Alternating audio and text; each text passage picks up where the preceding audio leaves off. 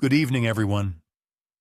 Tonight we shall embark upon a tranquil and unhurried exploration of ancient Greek mythology, delving into the serene and often overlooked annals of legendary history.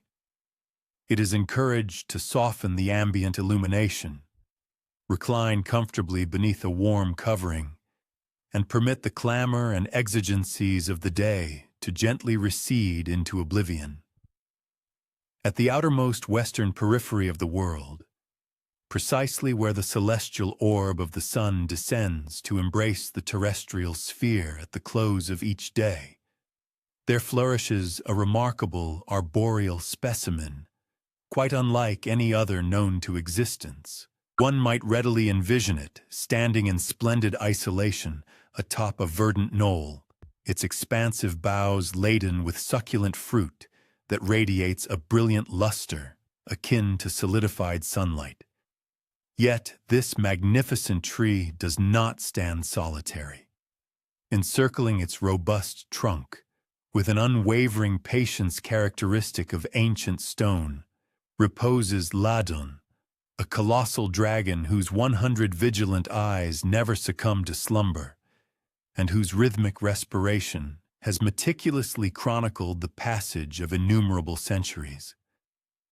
It is imperative to understand that Ladon does not embody the ferocious, avaricious, treasure-hoarding, draconic archetype frequently depicted in later narratives. Instead, he represents a more subdued, more eternal entity.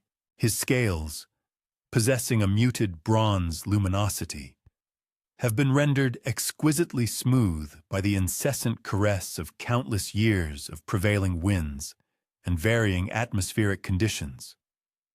Each of his 100 ocular orbs operates independently, creating a mesmerizing, gentle visual cadence, reminiscent of distant stars sequentially appearing and vanishing in a languid celestial ballet across the nocturnal heavens. Some of these eyes meticulously survey the expansive horizon.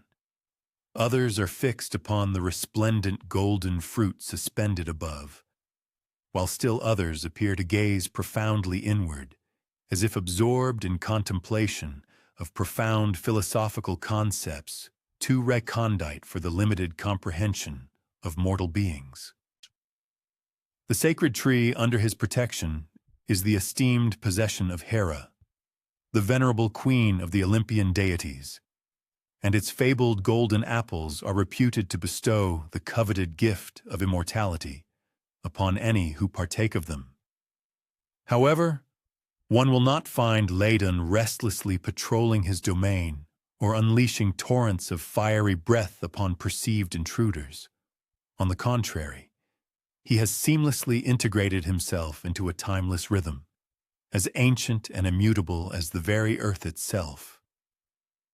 His immense form steadily rises and falls with each deliberate respiration, emitting a resonant sound akin to the distant, rhythmic surge of ocean waves.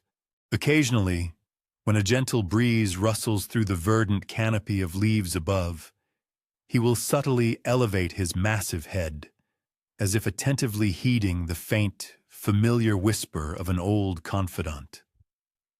What profound cogitations might occupy the mind of a dragon during the protracted, silent expanses of eternity? Perhaps he recollects the momentous day when Hera initially conveyed him to this hallowed locale, recalling how she addressed him, not as a mere subordinate, but as a revered guardian of something immeasurably precious. The golden apples, in their essence, transcended mere fruit. They epitomized hope itself, embodying the solemn promise that certain elements within this terrestrial realm possessed the capacity for perpetual existence. And Ladon, with his ancient wisdom, comprehended that his designated role was not to be a fearsome or terrifying presence, but rather to be perpetually present, steadfast, and utterly unwavering. The verdant garden encircling the tree is meticulously tended by the Hesperides, the enchanting evening nymphs who melodically vocalize as they perform their duties. Their ethereal voices harmoniously intertwine with the deep, resonant cadence of Ladon's breathing, collectively forming a soothing lullaby that has reverberated throughout this sacred precinct since the dawn of time itself. They navigate the garden with the graceful fluidity of dancers, assiduously irrigating roots, meticulously pruning branches, and diligently gathering fallen leaves. From time to time, they pause their work to gently caress Ladon's warm, ancient scales, eliciting a contented rumble from him, a sound evocative of distant thunder on a tranquil summer evening. One might naturally ponder whether Ladon ever experiences the pangs of loneliness during his unending vigil. However, the sensation of loneliness inherently necessitates a perception of the passage of time. For Ladon, the temporal continuum operates on an entirely different scale. Each day seamlessly merges into the next, much like water inexorably seeking its own level. The sun ascends, casting elongated golden shafts of light through the apple branches. It then climbs to its zenith, suffusing his bronze scales with warmth until they become almost too hot to the touch. Subsequently, it descends below the horizon, painting the expansive sky in magnificent hues of rose and amber, colors that perfectly complement the shimmering fruit he so assiduously guards. And throughout this perpetual cycle, Ladon watches with his patient eyes, his unwavering presence as reliable and predictable as the earth's enduring seasonal transitions. The golden apples themselves appear to subtly pulsate with their own intrinsic, gentle luminescence, particularly during the ethereal hours just preceding the dawn. Were one afforded the opportunity to observe them at close proximity, it would become apparent that they are not perfectly spherical like common fruit. They possess a slight elongation, and their skin exhibits no imperfections, no discernible signs of age or deterioration. When agitated by the wind, they produce a soft, melodious chime as they gently collide with one another, a sound reminiscent of distant bells. Ladon has been attuned to this captivating music for such an immense duration that it has become an integral component of his own heartbeat, an intrinsic part of his respiration, and even interwoven into the fabric of his dreams. Indeed, even dragons are capable of dreaming. In his slumber, Ladon occasionally experiences prophetic visions of heroes who will eventually arrive, driven by destiny, to seek the fabled apples. These are not the violent brigands or cunning thieves depicted in certain cautionary tales, but rather individuals propelled by profound affection, by desperate necessity, by the fundamental human yearning to preserve that which is most cherished. He perceives their countenances long before their physical arrival, recognizing their distinctive footsteps upon the ancient path that leads to his sacred garden. And despite his solemn duty to safeguard the apples, he experiences a sensation akin to compassion for these earnest seekers, understanding their deep-seated hunger for permanence in a world where all things are ultimately ephemeral. The most celebrated of these legendary visitors was Heracles, the preeminent hero whose prodigious strength was rivaled only by the profound disquiet within his own heart. When Heracles finally reached the garden, his form covered in the dust of his arduous journey, Ladon exhibited no surprise. He had been anticipating this precise moment for countless years. The hero approached with a deliberate slowness, devoid of the swagger one might typically associate with such a formidable figure, but rather with the meticulous reverence of an individual who comprehends the sanctity of hallowed grounds.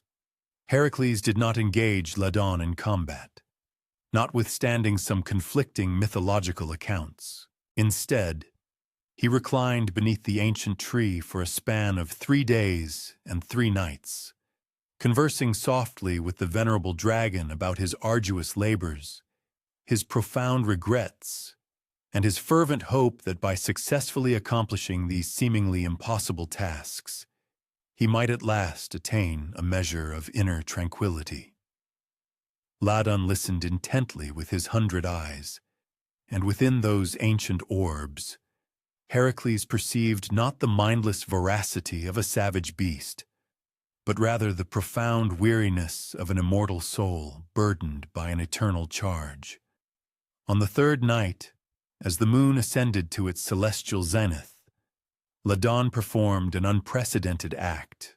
He simultaneously closed all 100 of his eyes and succumbed to a deep, complete slumber, thereby permitting Heracles to acquire the apples he so desperately required.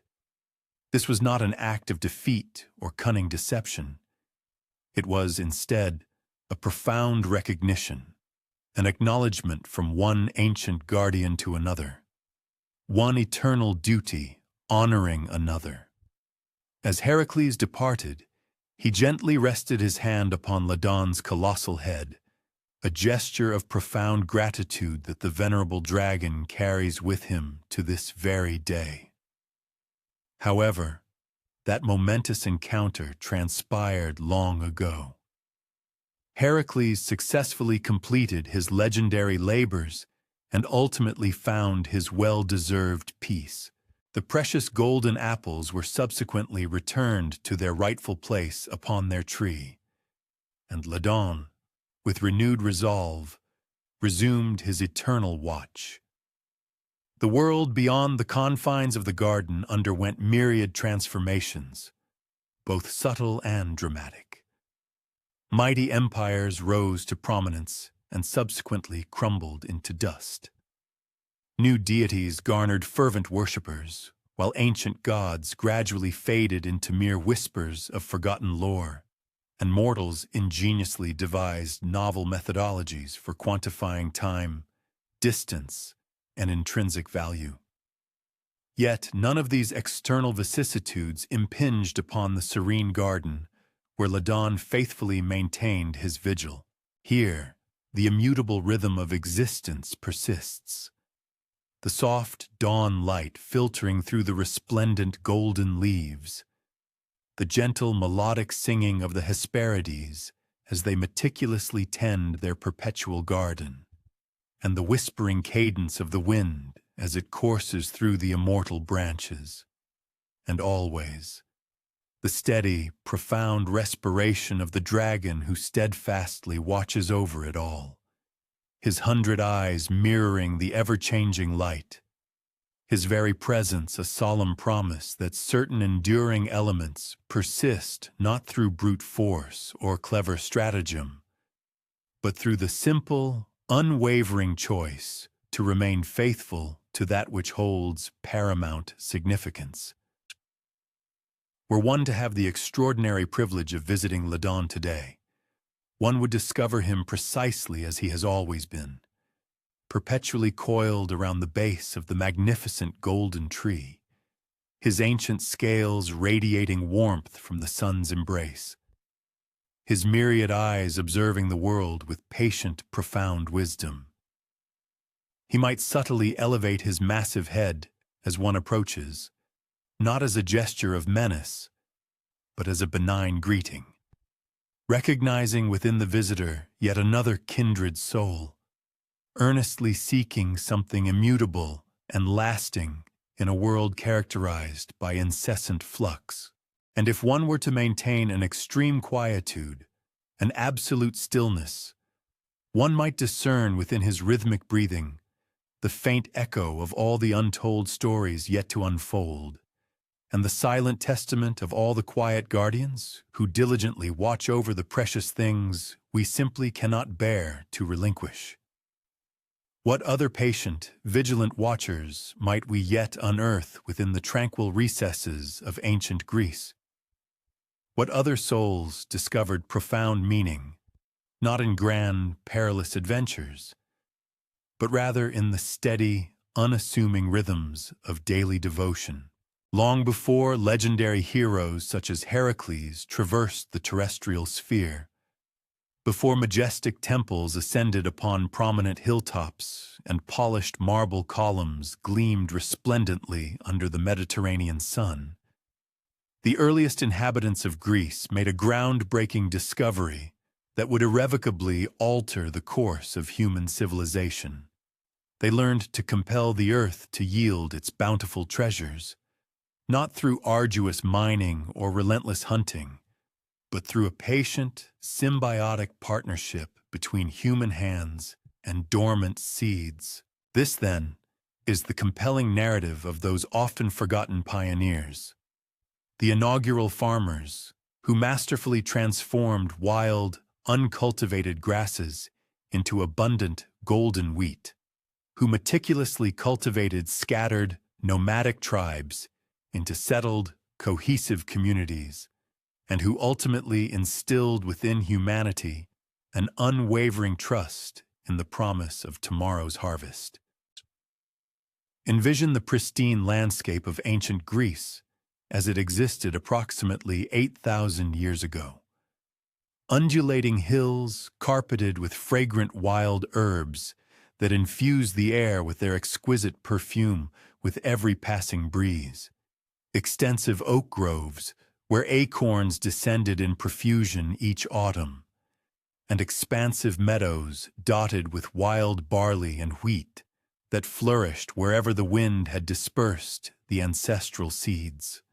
The indigenous peoples who inhabited this land at that epoch were primarily nomadic, meticulously tracking game animals through the changing seasons, diligently gathering wild berries and nourishing nuts, and perpetually living at the capricious mercy of nature's unpredictable whims. However, in a verdant valley situated not far from the future site of what would one day become the illustrious city of Athens, a sagacious woman, whose name has regrettably been lost to the annals of history, made a profound observation that fundamentally altered everything. She astutely noticed that wherever her tribe had established temporary encampments and subsequently left behind the remnants of their communal meals, discarded grains, fruit seeds, and various vegetable scraps, new, vigorous plants consistently sprouted in the subsequent growing season. This phenomenon was not the result of magic, although it must have initially appeared miraculous. It was, in essence, the Earth's benevolent response to human collaboration, marking the seminal beginning of agriculture's ancient dialogue between deliberate intention and burgeoning hope.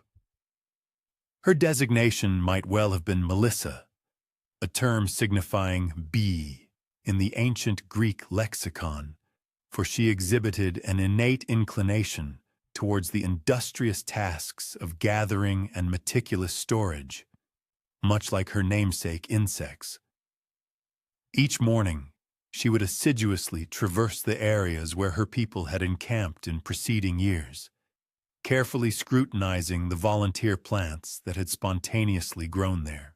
Through diligent observation, she gradually learned to distinguish the robust stalks that consistently yielded the most grain, the resilient vines that bore the sweetest and most succulent fruit, and the nourishing roots that effectively stored the greatest reserves of sustenance to sustain them through the arduous, lean winter months.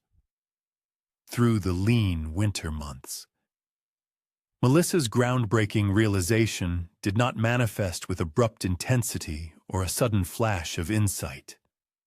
There was no singular, electrifying instant of profound inspiration, nor any ethereal, otherworldly disclosure.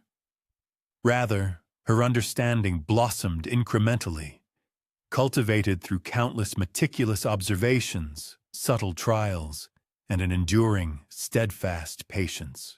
She initiated the deliberate dispersal of seeds in specific locales she intended to revisit. She meticulously prepared modest sections of terrain, diligently extracting intrusive weeds and obstructive stones to afford her selected flora ample space for flourishing. She meticulously cultivated the ability to decipher the nuanced indicators that signaled the soil's optimal readiness for planting, the nascent plant's need for hydration, and the opportune moment for the grain's collection. The other individuals within her communal group observed her tentative horticultural endeavors with a complex interplay of inquisitive interest and cautious doubt. They pondered the rationale. Why dedicate such an extensive duration to persuading vegetation to thrive in a fixed location when the untamed environment naturally furnished all their necessities? Why consent to being anchored to a solitary valley when true liberty implied trailing the migratory animal droves wherever their wanderings might lead?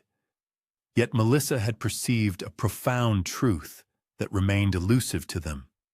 She had apprehended the potential for overflowing bounty, for an intrinsic sense of safety, and for societal formations capable of expanding far beyond the limitations imposed by a purely nomadic existence reliant on hunting and foraging. Her inaugural significant triumph materialized with emmer wheat, a venerable cereal indigenous to the entire geographical expanse. In stark contrast to contemporary wheat, characterized by its plump, effortlessly gathered kernels, emmer presented itself as a formidable and unyielding variety. Its individual grains adhered tenaciously to their protective glooms, necessitating meticulous preparation to render them palatable. Nevertheless, it possessed remarkable resilience, capable of enduring in impoverished soil conditions and unpredictable climatic patterns. Melissa diligently assimilated its intrinsic cycles, ascertaining its preference for elevated, well-drained slopes and a precise autumnal sowing. From each successful yield, she assiduously preserved the most superior seeds, progressively cultivating more robust and fruitful lineages. The undertaking proved considerably more arduous than anyone had initially conceived. Preparing the land involved interminable periods of labor with rudimentary implements, extracting stubborn tree stumps, relocating cumbersome stones, and pulverizing compacted earth. Sowing the seeds demanded scrupulous vigilance regarding meteorological phenomena, the precise state of the ground, and the exquisite temporal precision that demarcated the chasm between plentiful yields and complete crop failure. Weeding constituted a perpetual chore throughout the cultivation period, a deliberate, systematic endeavor focused on safeguarding the selected vegetation while eradicating rival growth. Furthermore, the harvest season introduced its distinct set of difficulties. Severing the grain manually, threshing it to dislodge the kernels from their stalks, and winnowing to purge the unwanted husks and detritus. However, the eventual recompense, once realized, proved truly exceptional.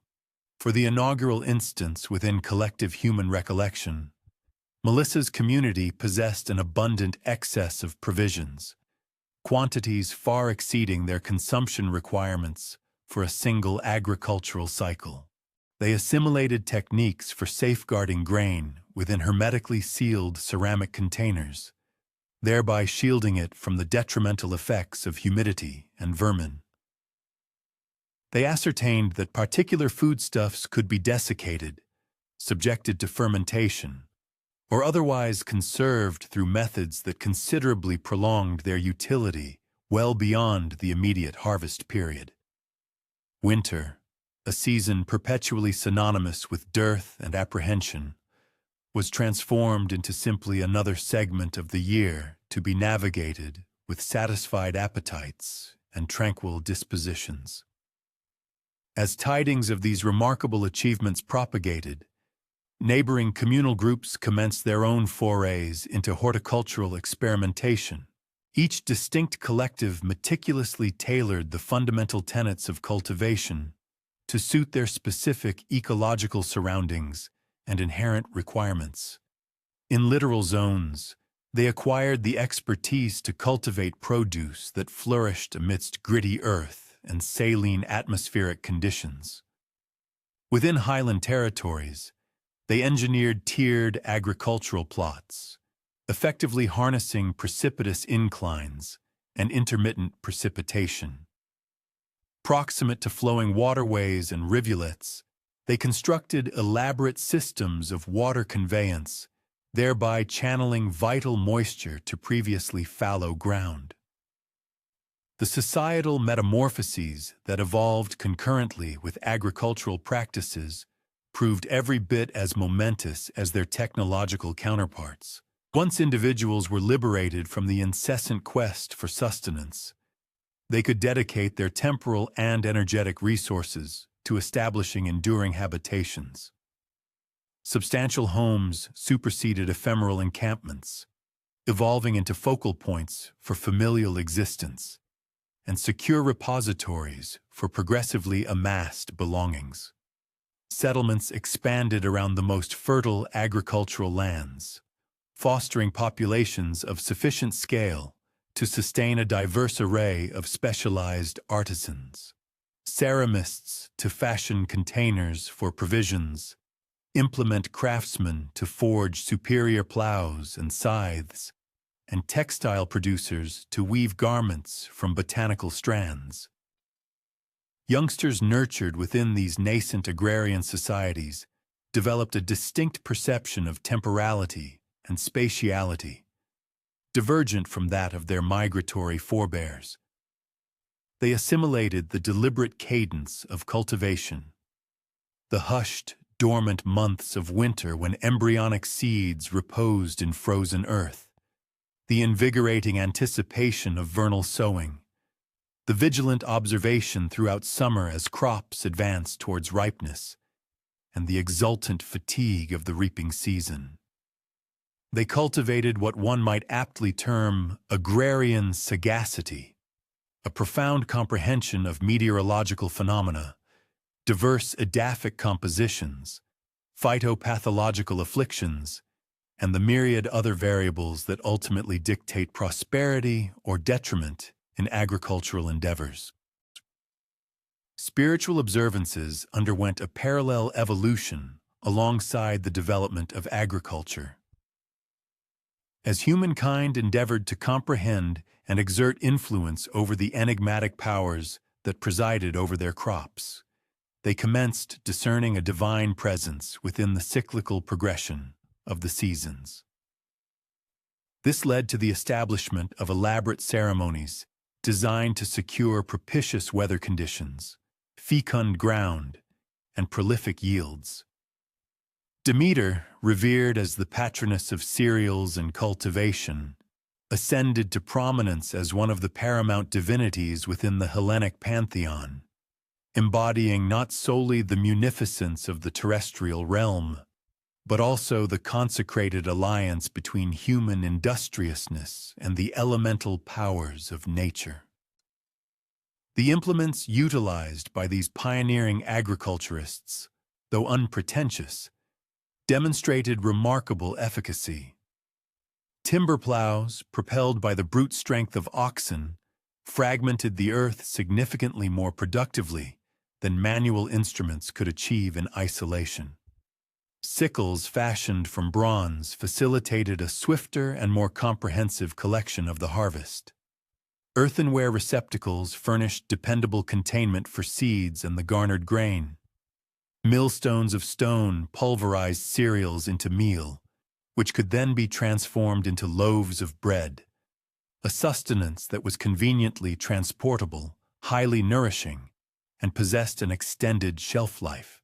Each of these inventive steps signified successive generations of empirical inquiry and meticulous enhancement as cultivators progressively engineered superior methodologies for interacting with the earth. Yet, arguably, the paramount instrument perfected by these foundational agriculturalists was the very essence of forbearance. In contradistinction to the pursuit of game, which could yield instantaneous outcomes for those possessing adequate skill and propitious fortune, farming necessitated an unwavering conviction in the principle of deferred recompense. Grains sown during the springtime might not be reaped until the autumnal season.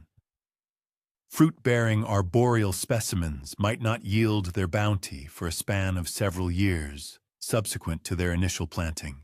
Enhancements to the soil could require numerous decades to manifest their complete efficacy. This pervasive foresight reshaped not merely the means by which humanity sustained itself, but also fundamentally altered their perception of their role within the global ecosystem. By the epoch when the pinnacle of classical Hellenic civilization was attained, the progeny of these initial agrarian pioneers had engineered a sophisticated cultivation methodology capable of sustaining a populace numbering in the millions. They had innovated sequential cropping strategies that preserved the vitality of the earth, implemented programs of selective propagation that enhanced both flora and fauna, and established intricate commercial conduits that disseminated excess provisions throughout the Mediterranean basin. Nevertheless, the bedrock of this entire edifice remained the assiduous observations and painstaking trials initiated by individuals akin to Melissa. Visionaries who perceived latent promise within untamed vegetation, who were prepared to dedicate their temporal and energetic resources to endeavors with indeterminate results, and who held an intrinsic conviction that the terrestrial realm would reciprocate their diligent stewardship with profuse yields. Even in the contemporary era, characterized by automated farming practices and sophisticated botanical engineering, the fundamental bond between the cultivator and the earth endures without alteration. An individual is still required to monitor atmospheric conditions, nurture the ground, and render the myriad minor judgments that ultimately dictate the prosperity or demise of the crops. The inheritors of those primal Hellenic agriculturists persist in their labors across agricultural landscapes globally, perpetuating an uninterrupted legacy of symbiosis with the planet that originated when a woman identified as Melissa first discerned that dispersed seeds possessed the capacity to transform into prolific harvests. What further understated advancements profoundly influenced the quotidian existence of the ancient Hellenes, which skilled craftspeople and adept artisans meticulously constructed the very bedrock of civilization through an unwavering devotion to their vocations. Beneath the imposing silhouette of Acrocorinth, where the inaugural rays of dawn illuminate the bustling workshops that delineate the archaic urban thoroughfares, Nicias commences his daily regimen, precisely as his progenitor did, and his progenitor's progenitor before him. The potter's wheel revolves gracefully beneath his discerning hands, and pliant clay ascends, assuming contours destined to transport vintages across the expansive Mediterranean, contain oleaginous liquid for sacred temple luminaries, and safeguard cereals throughout yet another frigid season. However, Nicias, while engaged in his intricate craft, does not ruminate upon extensive mercantile pathways or commercial transactions. Instead, he attends intently to the very substance of the clay, discerning the precise instant it achieves optimal readiness to fulfill its inherent purpose. Corinthian ceramics enjoy widespread renown across the classical world, not primarily for their sheer dimensions or imposing magnificence, but rather for their impeccable symmetry, their exquisitely rendered painted embellishments, and their remarkable capacity to encapsulate a quintessential aspect of Hellenic existence: Every individual artifact originates from clay meticulously extracted from particular hillsides encircling the metropolis, a material imbued with the blessings of countless centuries of Mediterranean precipitation and solar radiation. The master potters possess an encyclopedic understanding of each geological stratum, capable of specifying which elevated terrain yields clay that vitrifies into a rich, earthy terracotta, and which depression provides the exquisitely refined, unblemished medium ideally suited for intricate pictorial artistry. The laborious endeavor commences prior to daybreak, when the atmosphere is refreshingly cool and tranquil. Nicias, accompanied by his trainees, meticulously processes the clay, vigorously manipulating it akin to culinary dough, with the objective of expelling any entrapped air pockets that might induce fissures during the subsequent vitrification. This specialized procedure, designated as wedging, demands both enduring perseverance and considerable physical vigor. The argillaceous material must be continuously manipulated until it attains an impeccable homogeneity, exhibiting a pliancy that responds precisely to the ceramist's manipulation without becoming either excessively yielding or unduly rigid.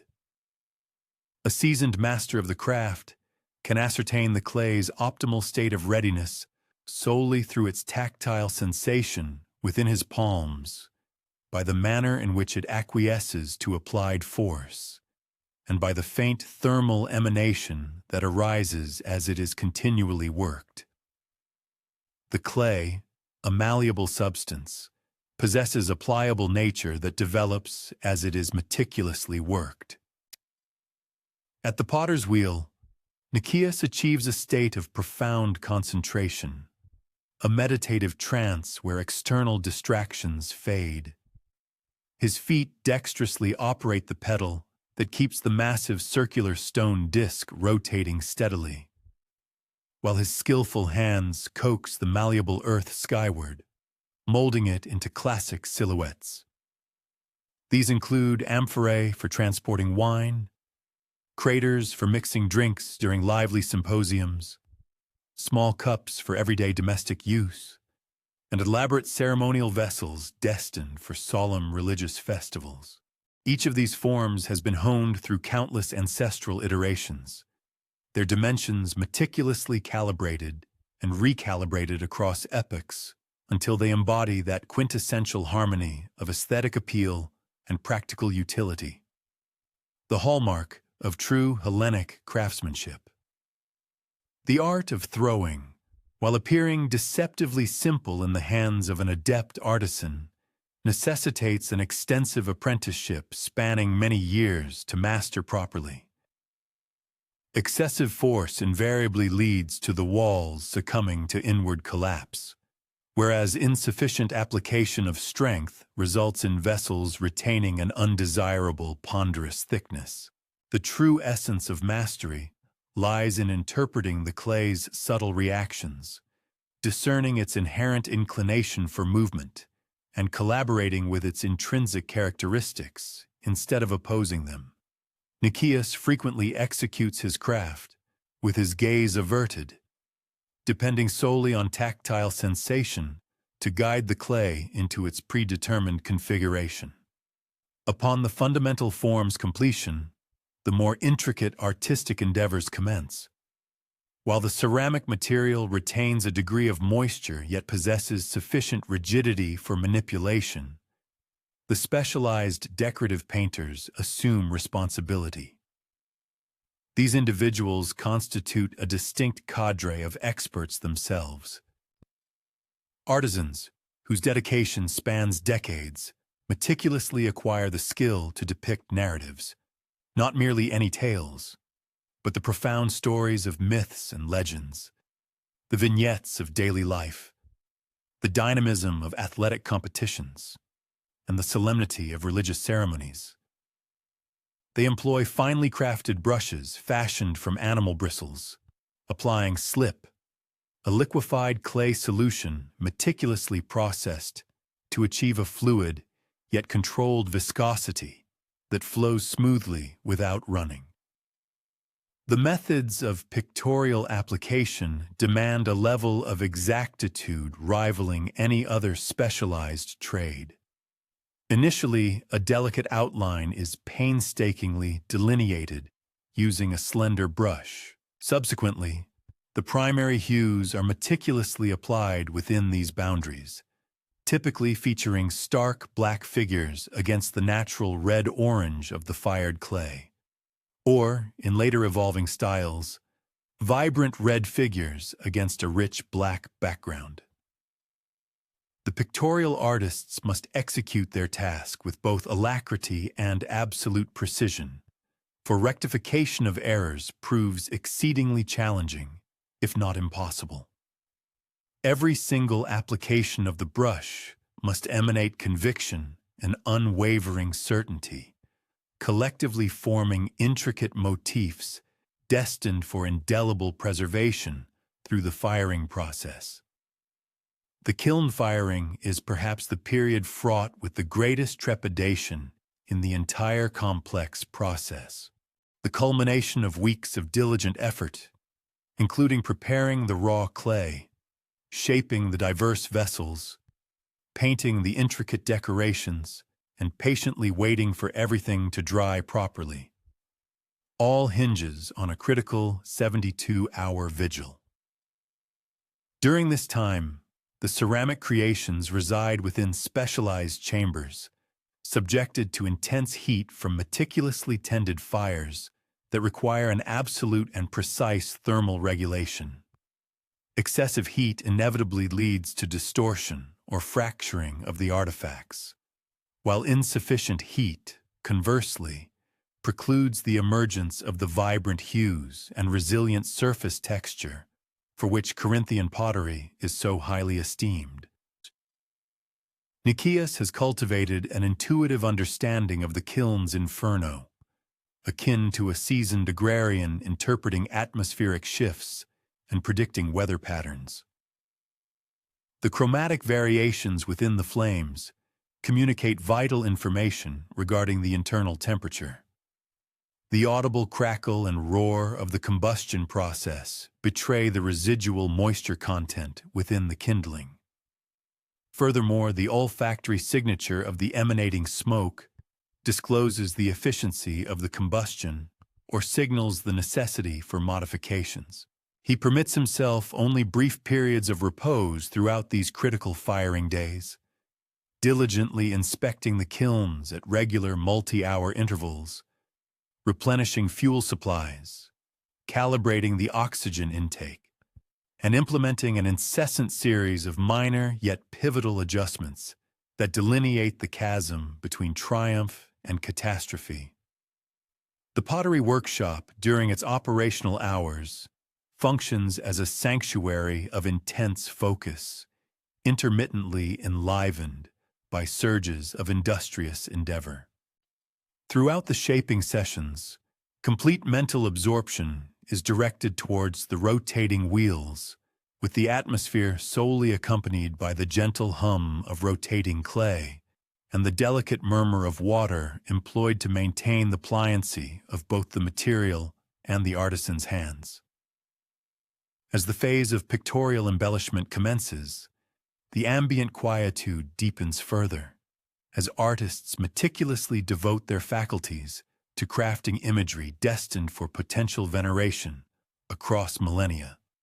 Yet, during the crucial firing process, the entire workshop vibrates with an undercurrent of palpable apprehension, as each individual anticipates with bated breath the outcome of their creation's trial by fire. Once the immense kilns have gradually relinquished their heat, and the moment arrives for their careful emptying, an enduring confluence of eager anticipation and profound trepidation invariably pervades the air. Certain artifacts manifest precisely in accordance with expectations, exhibiting resplendent hues, impeccable contours, and exquisitely defined ornamentation. Conversely, a proportion of the output reveals nuanced divergences inherent to the organic firing dynamics, manifesting as marginal chromatic shifts, distinctive glazed formations, or minor blemishes which, paradoxically, imbue each item with enhanced individuality and singular value. Intermittently, notwithstanding every meticulous safeguard, a certain attrition occurs, including fragments fractured by thermic strain, embellishments failing to set correctly, or shapes deformed irrevocably beyond practical use. However, the occurrence of setbacks is an intrinsic component of the pedagogical journey within any artisanal pursuit, and the art of pottery, more than any other quality, instills the profound virtue of patience. Nicias has cultivated the wisdom to embrace both triumphs and missteps as invaluable pedagogical instruments, diligently scrutinizing every outcome to decipher the underlying causes of success or deviation, exploring avenues for methodological enhancement, and understanding how the enigmatic transformation orchestrated by earth, flame, and human dexterity might be more profoundly commanded. He conserves fractured artifacts, not as emblems of defeat, but as invaluable didactic texts, meticulously analyzing them to comprehend the plastic material's comportment across varied environmental parameters. The completed ceramic creations depart the confines of the atelier to commence their authentic existence within the broader global sphere. Vessels designed for viticultural purposes embarked upon mercantile voyages, transporting not merely fermented grape juice, but also disseminating tidings, informal communications, and Hellenic cultural paradigms to far-flung maritime destinations. Sacred receptacles find their designated positions within hallowed sanctuaries, containing votive presentations to the deities and actively contributing to ceremonial practices that forge profound bonds between communities and their ancestral spiritual heritage. Utilitarian ceramics permeate domestic environments across the entire Mediterranean basin, thereby elevating quotidian acts such as sustenance consumption and libation, infusing them with enhanced aesthetic grace and a deeper resonance with the artistic legacies that fundamentally characterize Greek civilization. However, for Nicias and his confederate ceramicists, the paramount constituency resides within their immediate locality, namely, the local inhabitants who frequent the workshop to procure luminaries for their residences, hydria for their communal water sources, and goblets for their dining surfaces. These discerning patrons possess an intrinsic familiarity with the ceramic arts. They are adept at discerning the nuanced distinctions that elevate exemplary craftsmanship above mere passable manufacturing. They comprehend that an expertly fashioned vessel is poised to render loyal service for many decades, that aesthetically pleasing embellishments imbue routine chores with heightened enjoyment, and that the patronage of indigenous artisans contributes significantly to the preservation of the cultural legacies that impart singular distinction to their collective. With the descent of dusk and the cessation of the final potter's wheel's rotation, Nicias meticulously purifies his instruments with the identical fastidiousness he applies to the manipulation of the plastic earth.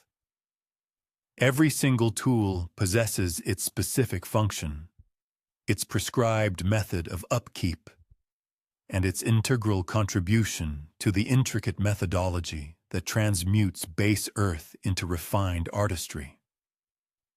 On the morrow, he shall recommence his endeavors with fresh argil, confronting novel exigencies and embracing renewed prospects to engage in the venerable discourse between human ingenuity and the fundamental elements of nature.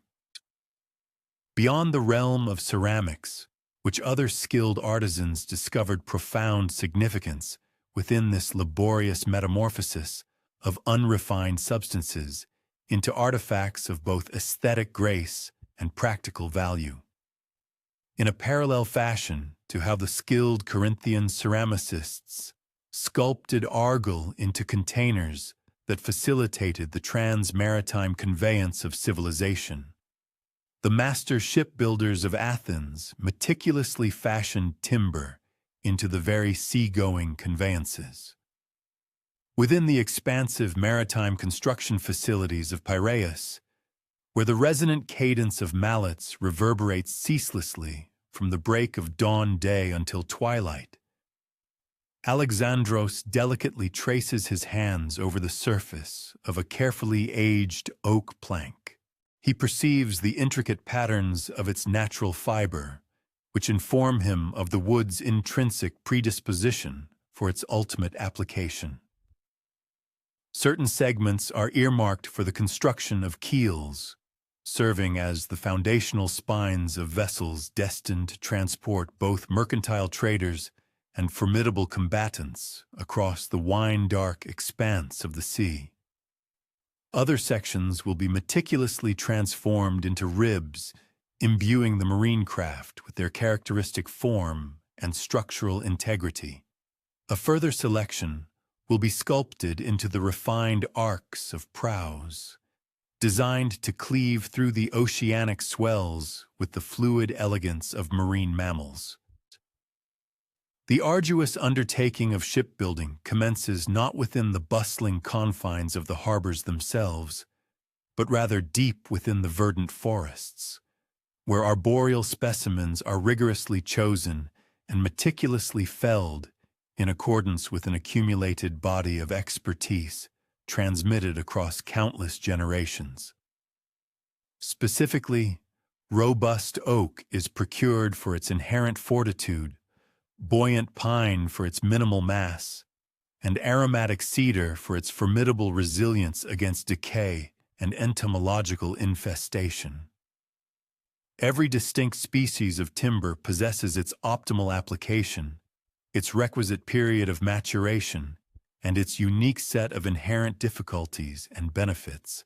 Alexandros, during the nascent stages of his tutelage, assimilated the profound insight that comprehending the essence of timber mirrors the complexities of apprehending human nature. For each individual segment of wood exhibits its singular disposition, its idiosyncratic reaction to strain, and its specific proclivities concerning the methods by which it prefers to be manipulated. The arduous process of timber seasoning constitutes arguably the most demanding exercise in forbearance within the entire shipbuilding enterprise. Newly felled lumber retains an excessive quantity of moisture, rendering it unsuitable for immediate application. Consequently, it necessitates meticulous stacking, ensuring ample interlayer spacing for unimpeded air circulation, shielding from direct precipitation, yet allowing exposure to ambient atmospheric conditions, and a prolonged period of desiccation extending over many months, potentially even years. Unseasoned timber, or greenwood, faces the risk of warping or fracturing during this drying phase, thereby nullifying months of diligent preparatory labor.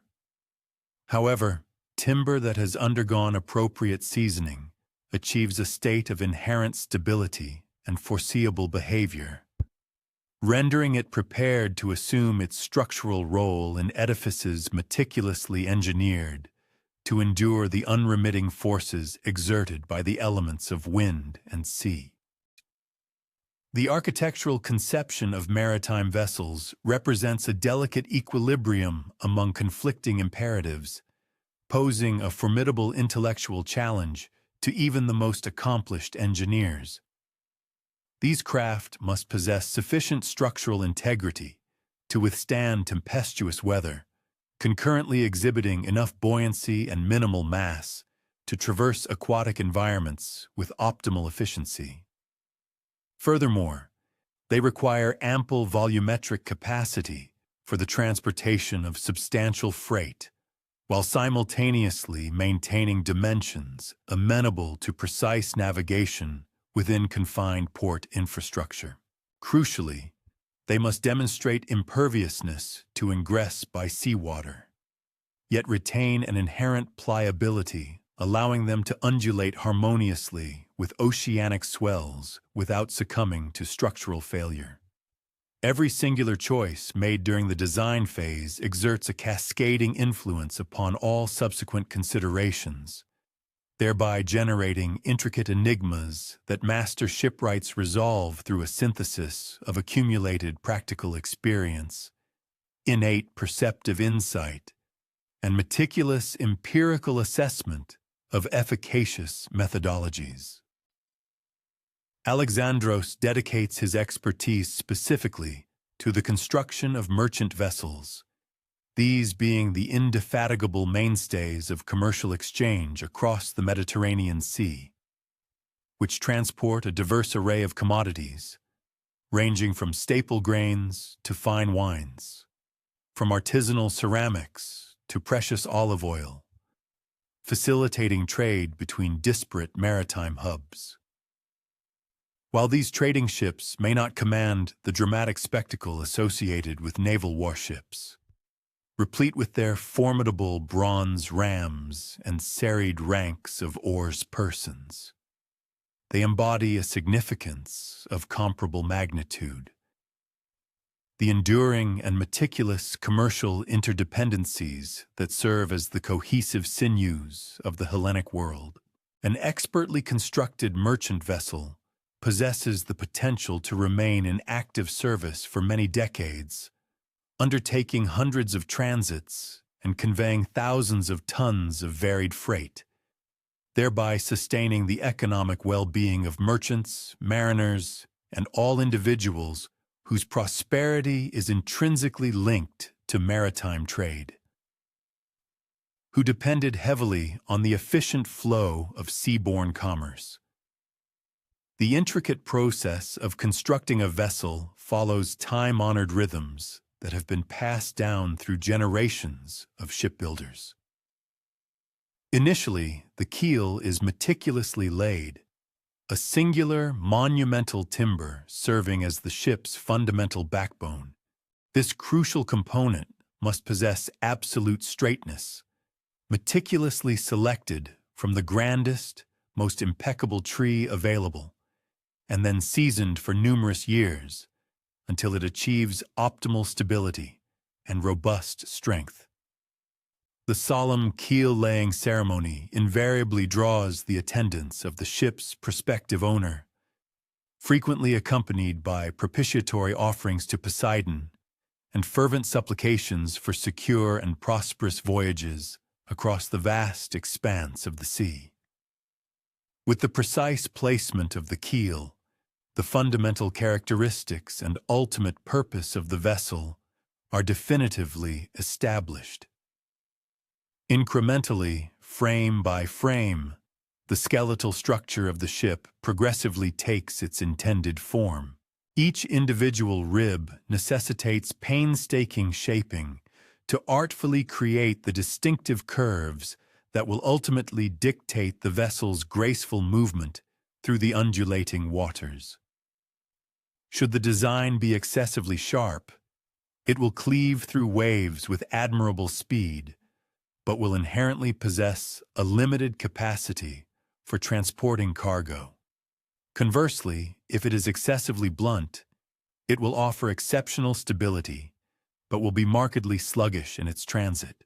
The sagacious master shipwright meticulously renders these critical decisions, drawing upon the ship's designated function, the specific preferences articulated by its owner, and an accumulated wealth of empirical experience derived from observing the diverse performance of various hull configurations under a multitude of maritime conditions. The subsequent planking process demands the highest echelon of artisanal skill, as each individual board must be flawlessly integrated with its adjacent counterparts, thereby forging a hull that is simultaneously imbued with formidable strength and impeccable watertight integrity. The planks are securely fastened, utilizing sturdy bronze nails and durable wooden dowels, subsequently sealed with a resilient compound comprising tar and oakum, a loose, fibrous material derived from discarded ropes that possesses the remarkable property of expanding when exposed to moisture, thereby creating joints that paradoxically become more steadfast and impenetrable in aquatic environments. This venerable shipbuilding technology is astonishingly efficacious. Meticulously constructed wooden ships are capable of maintaining their watertight condition for many decades, provided they receive diligent and consistent maintenance. Within the confines of the hull, scrupulous attention is devoted to optimizing cargo handling capabilities and ensuring the utmost comfort for the ship's crew. Merchant vessels mandate clear, unimpeded cargo holds, where goods can be stowed securely and accessed with effortless convenience. They necessitate robust freshwater storage systems designed to prevent contamination during extended maritime journeys. Furthermore, provisions must be made for comfortable sleeping quarters for the crew, cooking facilities engineered to mitigate any risk of onboard conflagration, and ample storage for the provisions and essential equipment indispensable for weeks spent traversing the open sea. Every minute detail requires meticulous planning and foresight, as any oversights or deficiencies discovered post-launch prove to be both exorbitantly expensive and exceedingly arduous to rectify. The momentous launching of a newly constructed ship consistently elicits widespread celebration, yet it simultaneously represents a poignant moment of profound apprehension for every individual intimately involved in its laborious construction. All the preceding months of assiduous labor, every discerning decision regarding materials and construction methodologies, all the fervent prayers and cherished hopes intrinsically invested in the ambitious project, culminate in that singular, pivotal instant when the ship first makes contact with the water. Will it achieve the correct flotation level? Will it exhibit commendable handling characteristics? Will it ultimately prove itself worthy of the substantial investment in both time and precious materials? A vast majority of ships perform precisely as anticipated, though there are invariably minor unforeseen occurrences, subtle adjustments that prove necessary, and invaluable lessons gleaned for subsequent endeavors.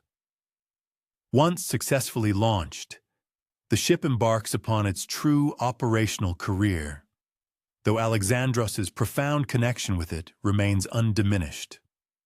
Wooden ships inherently demand perpetual and diligent maintenance. Hulls necessitate periodic cleaning and meticulous resealing. Rigging components require timely replacement. Inclement storms frequently inflict damage that must be assiduously repaired. Ships routinely return to the very shipyards where they originated, bringing with them captivating narratives of far-flung ports, tangible evidence of the efficacy of the construction techniques employed, and insightful suggestions for prospective improvements in future vessels.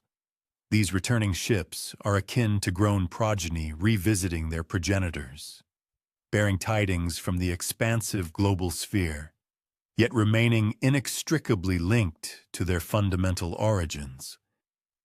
The shipyard itself functions as a cohesive community, nestled within the broader societal fabric of Piraeus.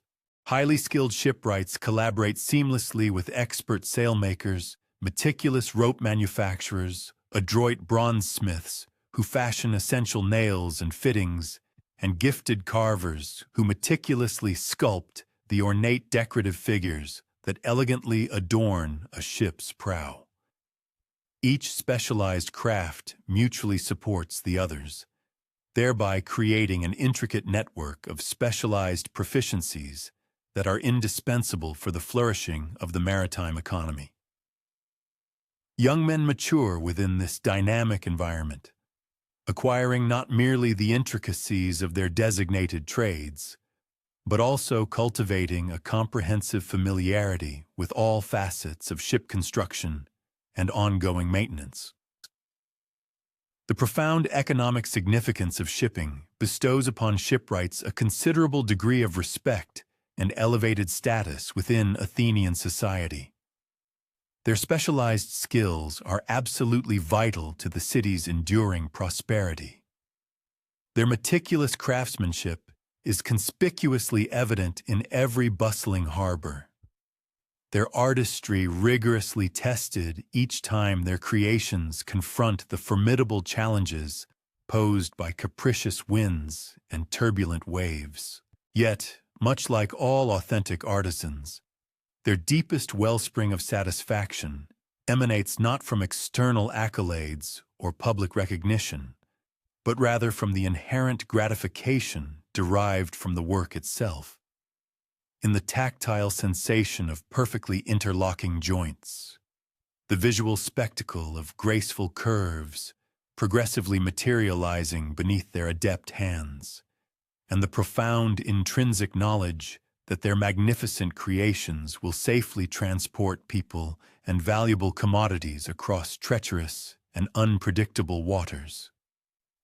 As the day gradually wanes and evening draws near, and the day's diligent labor begins to subside, Alexandros undertakes a contemplative stroll through the bustling shipyard, meticulously inspecting projects at various stages of completion. Here, a keel has just been ceremoniously laid for a vessel that will not reach its final completion for many months hence. Another ship approaches its ultimate realization, awaiting only its concluding protective application of tar and the meticulous installation of its complex rigging. Each individual ship embodies hundreds of critical decisions, thousands of precise cuts and intricate fittings, and countless hours of patient, dedicated workmanship. However, they also symbolize something far more profound.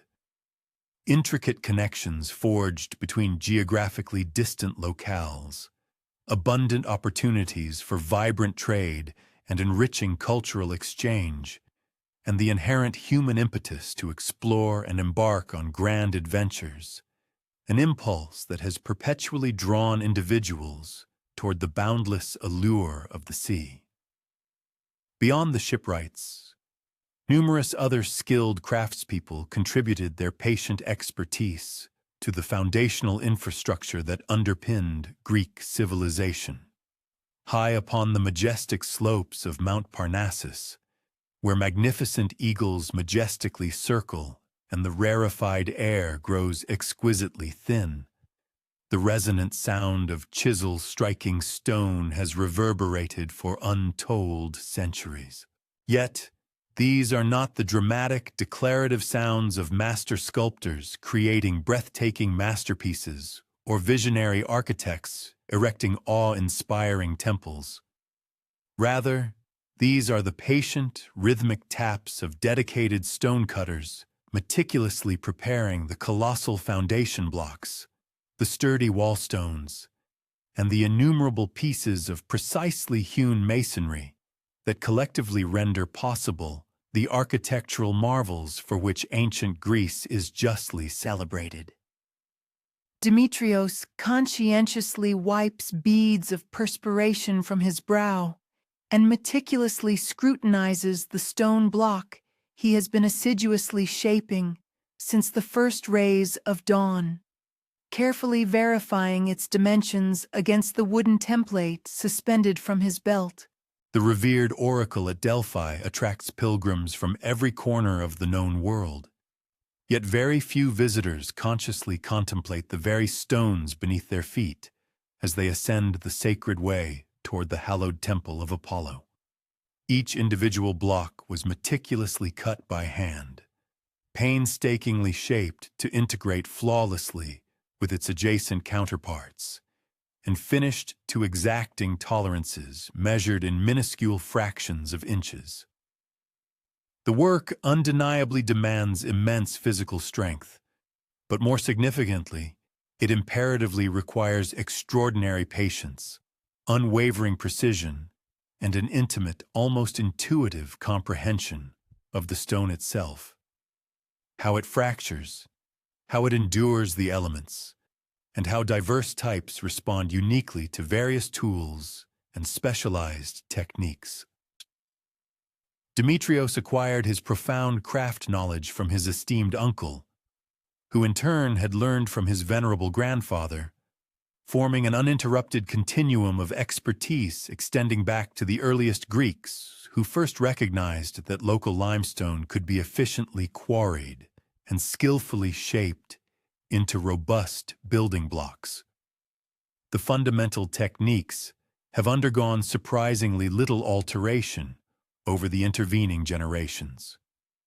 The essential tools remain bronze chisels and iron hammers, sturdy wooden wedges and reliable rope hoists.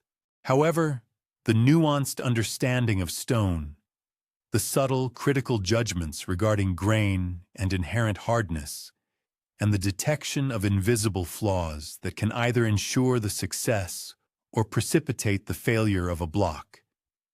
This invaluable knowledge deepens and refines with each successive year of invaluable experience. The intricate quarrying process commences with a careful reading of the stone formation, a deep understanding of how the rock was deposited in ancient seas, where natural fracture lines meander, and which specific areas will yield the most superior building material. Demetrios possesses the remarkable ability to traverse a quarry and precisely indicate locations where the stone will be ideally suited for intricate carving, areas where it is appropriate only for rough, utilitarian work, and places where concealed imperfections render it entirely unsuitable for construction purposes. This profound knowledge originates from handling thousands of blocks, meticulously observing their behavior under various stresses, and learning to discern the subtle indicators that reliably predict either success or impending failure. Extracting massive blocks from the living rock necessitates specialized techniques that often appear almost mystical to uninitiated outsiders. Holes are meticulously drilled in precise patterns along the predetermined break lines. Subsequently, robust wooden wedges are carefully inserted and then thoroughly saturated with water. As the wood gradually swells, it generates immense, controlled pressure that systematically splits the stone along predictable trajectories. This methodical process is inherently slow but unfailingly effective, consistently producing clean breaks with minimal material waste. Any attempt to rush the work or to extract blocks with undue haste typically results in undesirable fractures that irrevocably ruin valuable material. Once successfully extracted, each individual block must be meticulously shaped to its definitive dimensions using traditional hand tools that have undergone remarkably little change since the Bronze Age. The initial rough shaping is accomplished with heavy hammers and broad chisels, systematically removing large sections and establishing the fundamental form. Following this, the painstaking work with smaller, more refined tools begins, gradually refining surfaces, diligently checking precise dimensions, and meticulously testing the fit with adjacent blocks. The ultimate finishing process can consume days of patient, exacting labor, carefully eradicating all tool marks, creating perfectly smooth and uniform surfaces, and achieving the unparalleled precision that allows blocks to fit together without the necessity of mortar. Different architectural undertakings inherently demand distinct approaches to stonework. Foundation blocks, above all else, require paramount strength. They must be capable of bearing enormous compressive loads without succumbing to cracking or settling. These crucial pieces are frequently left unrefined on sides that will not be visible, with all attention singularly concentrated on the load-bearing surfaces, which must be impeccably flat and true. Wall blocks necessitate careful attention to their exterior faces, which will be prominently visible in the completed edifice, but their interior surfaces can be finished with a slightly lesser degree of precision. Column drums, however, demand the most exquisite and precise workmanship of all, as any minute irregularities will be exponentially magnified as the column majestically ascends toward the heavens. The intricate process of conveying hewn stone blocks from their extraction points in the quarry to the designated building location invariably poses a unique set of formidable obstacles. Certain monolithic pieces, often scaling several tons in mass, necessitated arduous transit across treacherous, uneven mountain trails. This monumental task was accomplished through methods that prioritized meticulous patience and ingenious problem-solving over brute force. The strategic deployment of wooden rollers, sophisticated rope systems, and an exacting level of synchronized effort among various labor teams enabled these colossal stones to be maneuvered securely across what appeared to be utterly impassable distances. Such labor was inherently perilous. The unforeseen dislodgement of a single block carried the grave potential to fatally crush any individual caught in its trajectory. Nevertheless, seasoned workforces cultivated a precise operational cadence and an elaborate communication protocol, significantly mitigating the inherent dangers. Upon arrival at the actual building precinct, the skilled stone artisans engaged in a close collaborative effort with the principal architects and master builders. Their collective objective was to execute the ultimate refinements, guaranteeing an impeccable congruence of each stone, even subsequent to the most scrupulous initial measurements and the employment of precise templates. Minor alterations were frequently indispensable.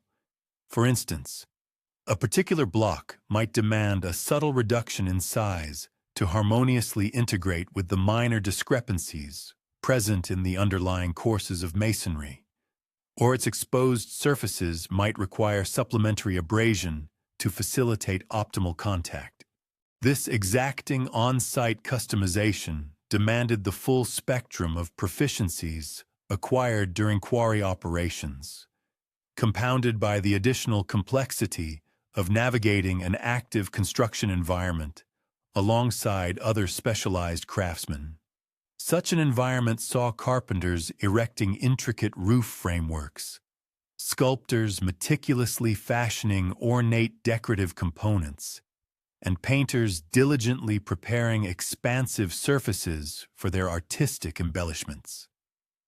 The implements employed by the stonecutter, while appearing rudimentary, were remarkably efficacious, each meticulously conceived for distinct facets of their demanding occupation. This essential kit included ponderous sledgehammers for the initial, forceful fracturing of raw stone, hammers of moderate weight for broader shaping tasks, and diminutive hammers reserved for the most intricate and refined detailing. A diverse array of chisels, varying in breadth, facilitated a spectrum of cutting maneuvers.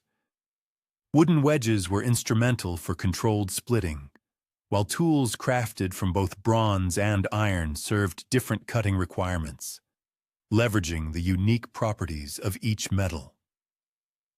Moreover, an assortment of precision measuring instruments, such as rulers, squares, plumb lines, and spirit levels, were indispensable for upholding rigorous standards of accuracy.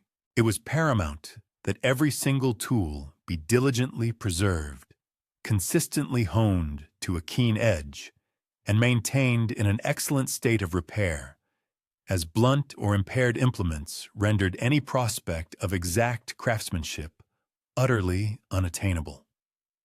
The sheer physical exigencies inherent in the art of stone cutting were unequivocally immense. This profession necessitated exceptional muscular strength, unwavering stamina, and an unyielding capacity for intense concentration, even when confronted with profound exhaustion.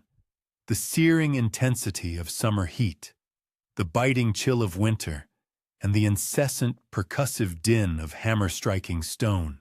Demetrios, a veteran practitioner, bore the indelible marks of his trade. His hands were perpetually marred by a mosaic of minor lacerations and stone chips. His posture permanently stooped from countless years spent laboring over ponderous blocks, and his auditory senses compromised by decades of relentless tool-generated clamor. Yet he also possessed an invaluable attribute that defied quantification, an innate, profound comprehension of stone itself, an extraordinary faculty to discern, within unrefined quarry blocks, the magnificent, fully formed edifices they were destined to become. Arguably, the preeminent and most astonishing characteristic of ancient stonemasonry lies in its unparalleled resilience and enduring permanence. Edifices painstakingly erected by master craftsmen, individuals akin to Demetrios, have persevered through millennia, demonstrably outliving the very civilizations that commissioned their creation. These monumental structures continue to stand as silent witnesses, steadfastly enduring as countless empires have ascended and subsequently crumbled around them. Such extraordinary longevity is by no means a fortuitous occurrence. Rather, it is the direct consequence of an unwavering, meticulous dedication to every single nuance and particularity throughout the entire construction methodology. Extending beyond the mere meticulous choice of raw materials, the exacting precision of their cutting, and the sophisticated methods employed for interlocking individual blocks, the dedicated stonecutters of Delphi channeled their formidable expertise into more than just the iconic temples and grand public edifices. Their efforts were equally crucial for the creation of the fundamental, practical infrastructure that ensured the seamless operation of the entire sanctuary. This comprehensive undertaking encompassed the construction of robust retaining walls, essential for shoring up the unstable mountainside soil, intricate drainage networks designed to safely divert rainwater away from vital structures, carefully fashioned steps and pathways, enabling pilgrims to traverse the challenging, steep terrain with secure footing, substantial storage facilities for sacred offerings and necessary provisions, and comfortable living quarters for the resident priests and the numerous laborers. Every single component of this extensive construction endeavor, irrespective of its prominence, demanded an identical degree of scrupulous consideration regarding the choice of materials and the application of intricate techniques as that lavished upon the celebrated temples. This commitment to excellence persisted despite the fact that a significant portion of these vital works often remained entirely unnoticed by the casual visitor. The inherent seasonal cycles governing construction activities dictated that stonecutters frequently enjoyed several months during each winter period to engage in alternative pursuits. A contingent of these skilled artisans would journey to diverse building locations, effectively chasing the optimal construction climate across the broader Mediterranean region. Another segment dedicated this time to the laborious process of quarrying and amassing a substantial reserve of raw materials, meticulously preparing for the subsequent year's ambitious endeavors. A third group chose to invest their dormant months in the crucial task of instructing and mentoring apprentices, thereby faithfully transmitting the invaluable accumulated knowledge and specialized aptitudes vital for the enduring perpetuation of their ancient craft. These tranquil, less frenetic months proved to be just as pivotal as the bustling, high-activity construction season itself. They afforded invaluable opportunities for the diligent upkeep and meticulous sharpening of tools, for comprehensive strategic planning, and for the profound, contemplative introspection that invariably fostered significant enhancements and refinements in their established methodologies. The profound spiritual importance of Delphi imbued the stonecutters' demanding labor with an additional, transcendent layer of meaning. These artisans possessed a deep-seated comprehension that their meticulous craft was contributing to an endeavor far grander than simple structural erection. They were, in essence, sculpting hallowed precincts where mortal beings could forge a profound connection with the divine realm, where the oracle's prescient pronouncements would resonate through countless generations, and where devout pilgrims would discover both profound spiritual direction and profound personal revitalization. This overarching sacred objective permeated even the most mundane and repetitive duties with profound significance, elevating the patient, painstaking work of shaping and precisely aligning stone into what felt akin to a form of devout supplication, a tangible oblation offered to the deities who vigilantly presided over this consecrated sanctuary. As Demetrios concluded the strenuous exertions of his workday and commenced the methodical cleaning of his implements, his gaze ascended to the majestic temple slowly ascending above him, its form steadily crystallizing against the sky. He understood implicitly that every single block integrated into those formidable walls had been handled by hands remarkably similar to his own, had been meticulously sculpted by tools mirroring his own, and had been precisely settled into its designated position through the deliberate and patient application of expertise painstakingly acquired and refined across countless generations. On the morrow, he would embark upon the shaping of yet another block, and subsequently another, thereby contributing his indispensable portion to an architectural undertaking destined to endure for centuries beyond his own mortal existence.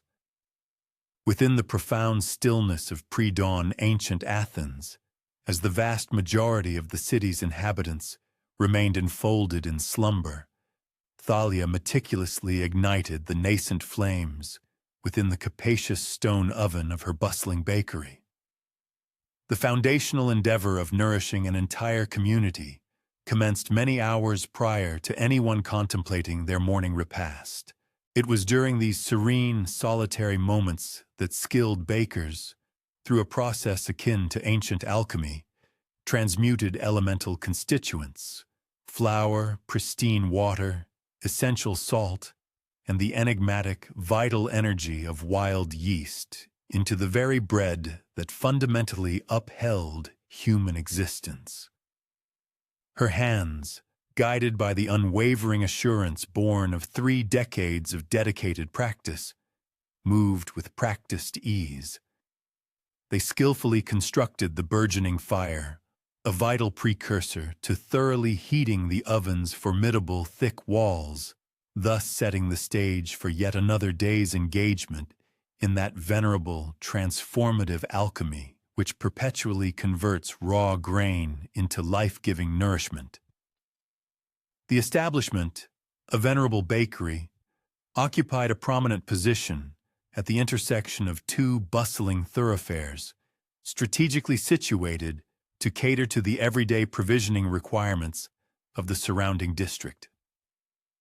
Throughout the daylight hours, its interior would invariably teem with a lively influx of patrons, vibrant exchanges of conversation, and the animated yet agreeable disarray characteristic of brisk commercial activity. Nevertheless, in these hushed, nascent hours of the morning, the space unequivocally belonged to Thalia alone, and to the serene, methodical cadences of her revered craft. With a discerning eye and an almost imperceptible tenderness, she meticulously inspected the various loaves that had been undergoing their slow, transformative ascent throughout the preceding night. Her delicate touch, honed by years of intuitive experience, served as a precise barometer, instantly conveying every crucial detail she required regarding optimal timing, ambient temperature, and the elusive, vital essence that profoundly animated the very possibility of bread. The foundational principles of the venerable art of bread-making commence with an intricate comprehension of the grain itself, encompassing the diverse varieties of wheat, barley, and other essential cereals that cultivators, much like the pioneering agriculturists of ancient Greece, painstakingly mastered the cultivation of many millennia in the past. Distinct varieties of grain inherently yield a spectrum of differing flavors and textural qualities, and accomplished bakers possess the nuanced expertise to judiciously blend these for achieving particular, desired outcomes. Flour derived from wheat, for instance, typically forms the foundation for the delicate, aerated loaves, frequently favored for celebratory events and significant gatherings. In contrast, barley consistently produces a more compact, substantially nutritious bread, renowned for its capacity to satiate hunger effectively and impart sustained vital energy. Breads crafted from a blend of various grains present a tapestry of intricate flavors and offer the pragmatic benefit of utilizing whichever cereals are most readily accessible at economically sensible valuations. The laborious process of pulverizing raw grain into fine flour constitutes a fundamental task that intrinsically links every single loaf of bread produced to the overarching agricultural cycle, a cycle that originates in far-flung, sun-drenched fields. Thalia, with her profound understanding of this interconnectedness, assiduously cultivated and preserved strong affiliations with a select number of nearby mills, recognizing with absolute clarity that the intrinsic quality of the milled flour served as the paramount determinant for the ultimate excellence of her finished bread.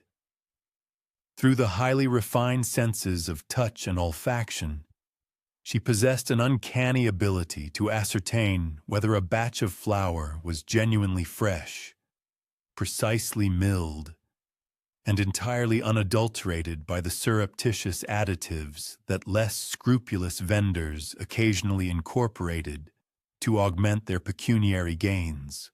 Superior flour consistently presented a smooth, subtly warm, tactile sensation, emitted a naturally sweet and unblemished aroma, and crucially, yielded a dough that proved eminently manageable and consistently baked into bread, boasting both delightful flavor and exemplary texture. Water, the second indispensable component in the baker's repertoire, might, at first glance, appear to be a straightforward element. However, seasoned bakers are acutely aware that disparate sources of water invariably yield distinct and varied outcomes in their craft. The specific mineral composition, the prevailing temperature, and the overall purity of the water employed all exert a significant influence on the rheological properties of the dough, the vigorous proliferation of the yeast, and ultimately, the nuanced flavor profile of the completed bread. Thalia meticulously procured her water from a specific, renowned well, widely celebrated for its unvarying, high-grade characteristics. Over years of dedicated practice, she had assiduously refined her methodologies to adeptly compensate for the seasonal fluctuations in both water temperature and its inherent mineral composition. During the colder winter months, the use of chilled water necessitated an extended period of mixing to facilitate the optimal development of the gluten structure within the dough. Conversely, in the sweltering summer season, she occasionally resorted to incorporating ice into her mixtures, a shrewd tactic designed to prevent the dough from becoming excessively warm during the crucial mixing phase. Salt, a seemingly modest ingredient, fulfills a multifaceted array of critical functions within the intricate process of bread making. Beyond its primary role in enhancing flavor, it significantly reinforces the gluten framework, thereby assisting the dough in maintaining its structural integrity throughout both the proving and baking stages. Moreover, it precisely modulates the activity of the yeast, effectively precluding the bread from undergoing an excessively rapid rise that could lead to an undesirable substandard texture. Finally, salt also functions as an intrinsic natural preservative, judiciously prolonging the bread's period of optimal edibility and utility. The precise quantity of salt incorporated into the dough demands scrupulous and meticulous regulation. An insufficient measure would inevitably result in bread that is insipid in taste and compromised in its structural fortitude. Conversely, an excessive inclusion would actively impede the vital activity of the yeast, simultaneously imparting an unpalatably saline taste to the finished product. Yet, undeniably, the most enigmatic and profoundly transformative ingredient remains yeast itself. The microscopic living organism endowed with the extraordinary capacity to metamorphose dense, unyielding dough into a remarkably light, aerated, and palatable bread. During Thalia's era, long predating the advent of commercially produced yeast, bakers assiduously cultivated and preserved what were known as mother starters. These were carefully maintained concoctions of flour and water, specifically designed to capture naturally occurring wild yeasts from the surrounding atmosphere, thereby furnishing the indispensable leavening power required for each day's fresh bread production. These precious mother starters demanded unwavering daily vigilance and meticulous care. This involved consistent replenishment with fresh flour and pure water, coupled with stringent control over their ambient temperature, all essential measures to ensure the sustained health and vigorous activity of the yeast cultures.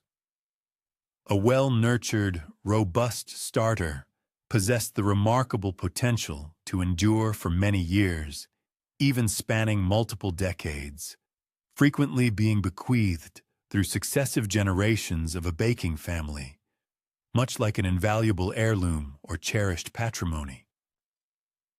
The venerable knowledge of baking, a craft steeped in tradition, has been meticulously transmitted across successive generations, much like an invaluable heirloom cherished and guarded within a family lineage. The true mastery of a baker is most vividly demonstrated during the critical stages of blending and working the dough. Insufficient incorporation of ingredients invariably leads to an undesirable consistency and an irregular internal structure within the finished bread. Conversely, over-manipulation of the dough can irreparably damage the essential gluten network, yielding loaves that are undesirably compact and ponderous. Thalia, through extensive practice and an innate connection to her craft, has cultivated an almost instinctive ability to discern the dough's optimal state merely by its tactile sensations. A perfectly prepared dough exhibits a supple, resilient texture, yielding consistently to manipulation for stretching and forming into various shapes. Furthermore, the vigorous kneading action serves to infuse atmospheric gases into the mixture, establishing the foundational internal matrix that the yeast will subsequently inflate and expand during the fermentation period. The phase of rising or fermentation arguably represents the most demanding test of a baker's forbearance in the entire bread-making process. It necessitates the meticulous creation of an ideal ambient setting, sufficiently warm to stimulate the yeast's metabolic processes, yet not excessively heated to avert an accelerated, uncontrolled fermentation, adequately moist to inhibit the premature formation of a dry surface layer, but not so saturated as to render the dough adhesive and difficult to handle. Thalia, through years of dedicated engagement with her craft, has cultivated an almost intuitive perception of these delicate environmental requirements. She adeptly modifies both the duration of the rising period and the ambient warmth, taking into careful consideration prevailing meteorological conditions, distinct seasonal fluctuations, and the unique properties inherent in every individual preparation of dough. This adaptability is key to consistent results. The meticulous artistry involved in molding loaves demands a harmonious blend of precise technical proficiency and refined aesthetic judgment. Various forms are not merely decorative, but fulfill distinct functional roles.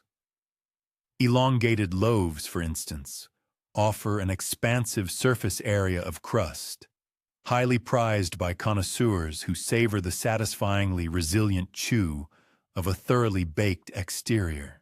Spherical loaves, conversely, achieve a more uniform internal cooking and exhibit superior longevity in terms of freshness. Diminutive, individually portioned rolls present a practical and convenient option for patrons seeking single servings for quick consumption.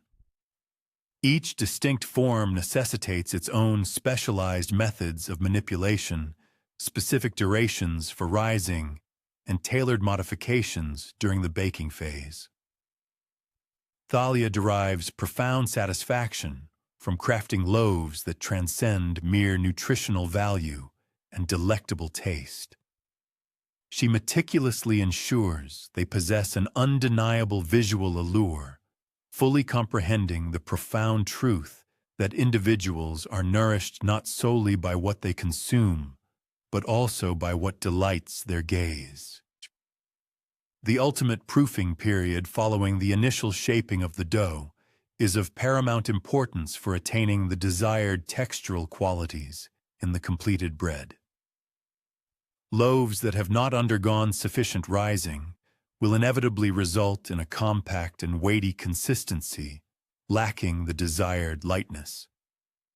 In stark contrast, bread that has been allowed to overproof runs the significant risk of collapsing precipitously during the baking process, thereby generating an inconsistent internal structure and an unsatisfactory overall volume.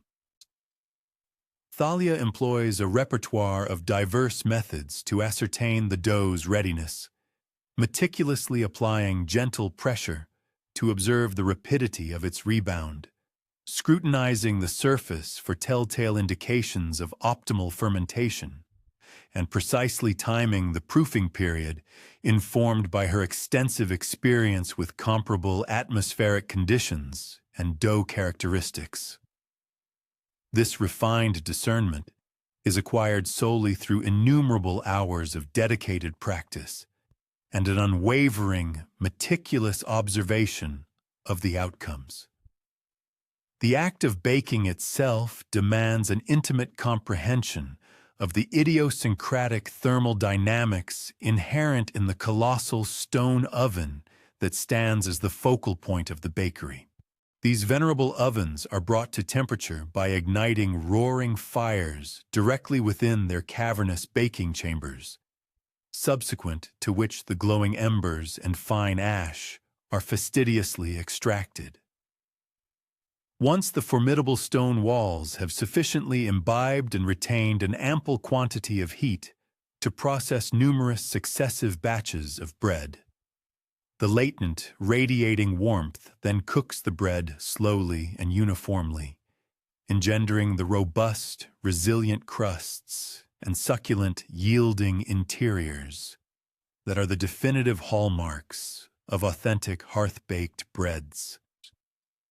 The intricate process of regulating the oven's formidable temperature and the deft, efficient placement of the loaves within its confines necessitate a specialized skill set that demands many years of dedicated practice to fully command. The entire progression of baking adheres to a meticulously devised strategy designed to extract the utmost utility from the oven's stored thermal energy.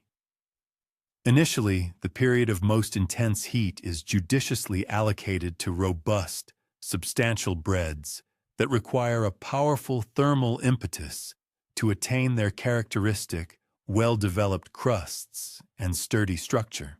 As the internal temperature gradually subsides, more fragile and sensitive confections are introduced. An array of sweetened breads, delicate pastries, and other items that would risk scorching or burning if exposed to the oven's initial, fierce heat. Ultimately, the lingering, ambient warmth within the cooling oven is resourcefully harnessed for a variety of ancillary tasks, such as the gentle desiccation of aromatic herbs, the temperate warming of pre-prepared culinary offerings, or other similar endeavors that are enhanced by a mild, sustained thermal environment. In an expertly operated bakery, an ethos of complete utilization ensures that absolutely no energy or resource is permitted to go to waste. The profound societal function of the local bakery transcends its primary utility of merely supplying daily bread. It invariably operates as a vibrant communal hub, a cherished rendezvous point where neighbors congregate to exchange the latest tidings, engage in spirited discourse concerning local occurrences, and assiduously cultivate the intricate web of social relationships that intrinsically fortify and unite communities. Patrons often forge enduring relationships with their dedicated bakers, acquiring the nuanced skill of timing their visits to coincide precisely with the moment their preferred varieties of bread emerge fresh from the oven. They place implicit faith in the baker's discerning assessment regarding product excellence and nascent freshness, and consistently depend upon the bakery as an unfailing and steadfast provider of their essential daily nourishment. Thalia possesses an intimate understanding of her diverse clientele's individual tastes and meticulously adapts her production schedule and offerings to align with these specific predilections. She is keenly aware that Marcos, the diligent potter, favors a substantial, compact barley bread, specifically chosen for its enduring sustenance during his arduous, protracted hours at the potter's wheel. In contrast, Helena, the meticulous weaver, expresses a preference for airy wheat rolls, designed to avoid inducing somnolence during her intricate, detailed textile work. Younger patrons, the children, naturally gravitate towards sweeter confections enriched with honey and nuts, whereas the elder members of the community desire soft, yielding loaves that present no challenge to mastication. This profound, personalized insight into her community's distinct requirements empowers Thalia to cater to their needs with a far greater degree of efficacy and precision than any expansive, impersonal commercial enterprise could ever hope to achieve. The paramount economic significance of bread within ancient societal structures dictates that skilled artisans such as Thalia hold positions imbued with substantial civic responsibility. Bread is unequivocally not a mere indulgence, but an absolute prerequisite, constituting the fundamental pillar of sustenance for the vast majority of the populace, particularly during periods marked by scarcity of grain or volatile price instability. Bakers are continually tasked with the delicate equilibrium of satisfying their patrons' fundamental requirements while simultaneously ensuring their own commercial viability. It is a common practice for them to offer extensions of credit to reliable customers during periods of economic hardship. Driven by the profound realization that the preservation of communal bonds holds precedence over the pursuit of immediate maximal financial gains. The inherent fluctuations in grain accessibility and intrinsic quality, dictated by the rhythm of the seasons, invariably imbue the baker's profession with both stimulating interest and formidable challenges. Freshly harvested grains introduce novel aromatic profiles and enhanced baking characteristics, yet concurrently demand nuanced modifications in processing methodologies. Conversely, older stored grains might necessitate distinct hydration ratios or altered durations for the mixing phase to achieve optimal results. Atmospheric conditions exert a pervasive influence, impacting not only the fundamental raw ingredients, but also the entire ambient environment of the baking process. Days characterized by elevated humidity levels mandate specific adaptations in the duration of the dough's rising period, whereas frigid temperatures might compel alterations in the strategic management of the oven. A truly accomplished baker cultivates the wisdom to collaborate harmoniously with these natural variations, rather than futilely contending against their immutable forces. The rich tapestry of religious observances and deeply ingrained cultural customs also profoundly shapes and informs the baker's professional endeavors. Specific festive days necessitate the creation of unique breads, distinguished by their customary forms and characteristic constituents. Nuptial celebrations demand meticulously crafted, elaborately adorned loaves, symbolically representing prosperity and fecundity. Conversely, solemn funeral assemblages call for unadorned, substantial breads, fittingly appropriate for such grave occasions. Thalia diligently preserves and meticulously applies a vast repertoire of recipes and specialized techniques to cater to all these particular requirements. She fully grasps that her integral role encompasses not merely the provision of daily sustenance, but also the vital guardianship and perpetuation of cherished cultural traditions. As the morning hours steadily advance, and her loyal, habitual patrons commence their arrival for their daily provision of bread, Thalia experiences a profound sense of contentment, born from the undeniable fulfillment of a task meticulously executed. The golden brown loaves, gently cooling upon their rustic wooden racks, embody countless hours of painstaking dedication, decades of painstakingly accrued expertise, and the invaluable wisdom transmitted across successive generations within the venerable guild of bakers.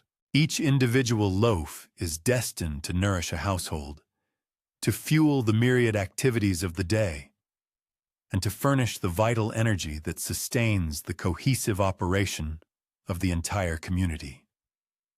With the advent of a new dawn, she will embark once more upon her ancient vocation, confronting fresh batches of dough, embracing novel challenges, and seizing renewed opportunities to practice the venerable artistry that transmutes humble, elemental ingredients into the very staff of life itself.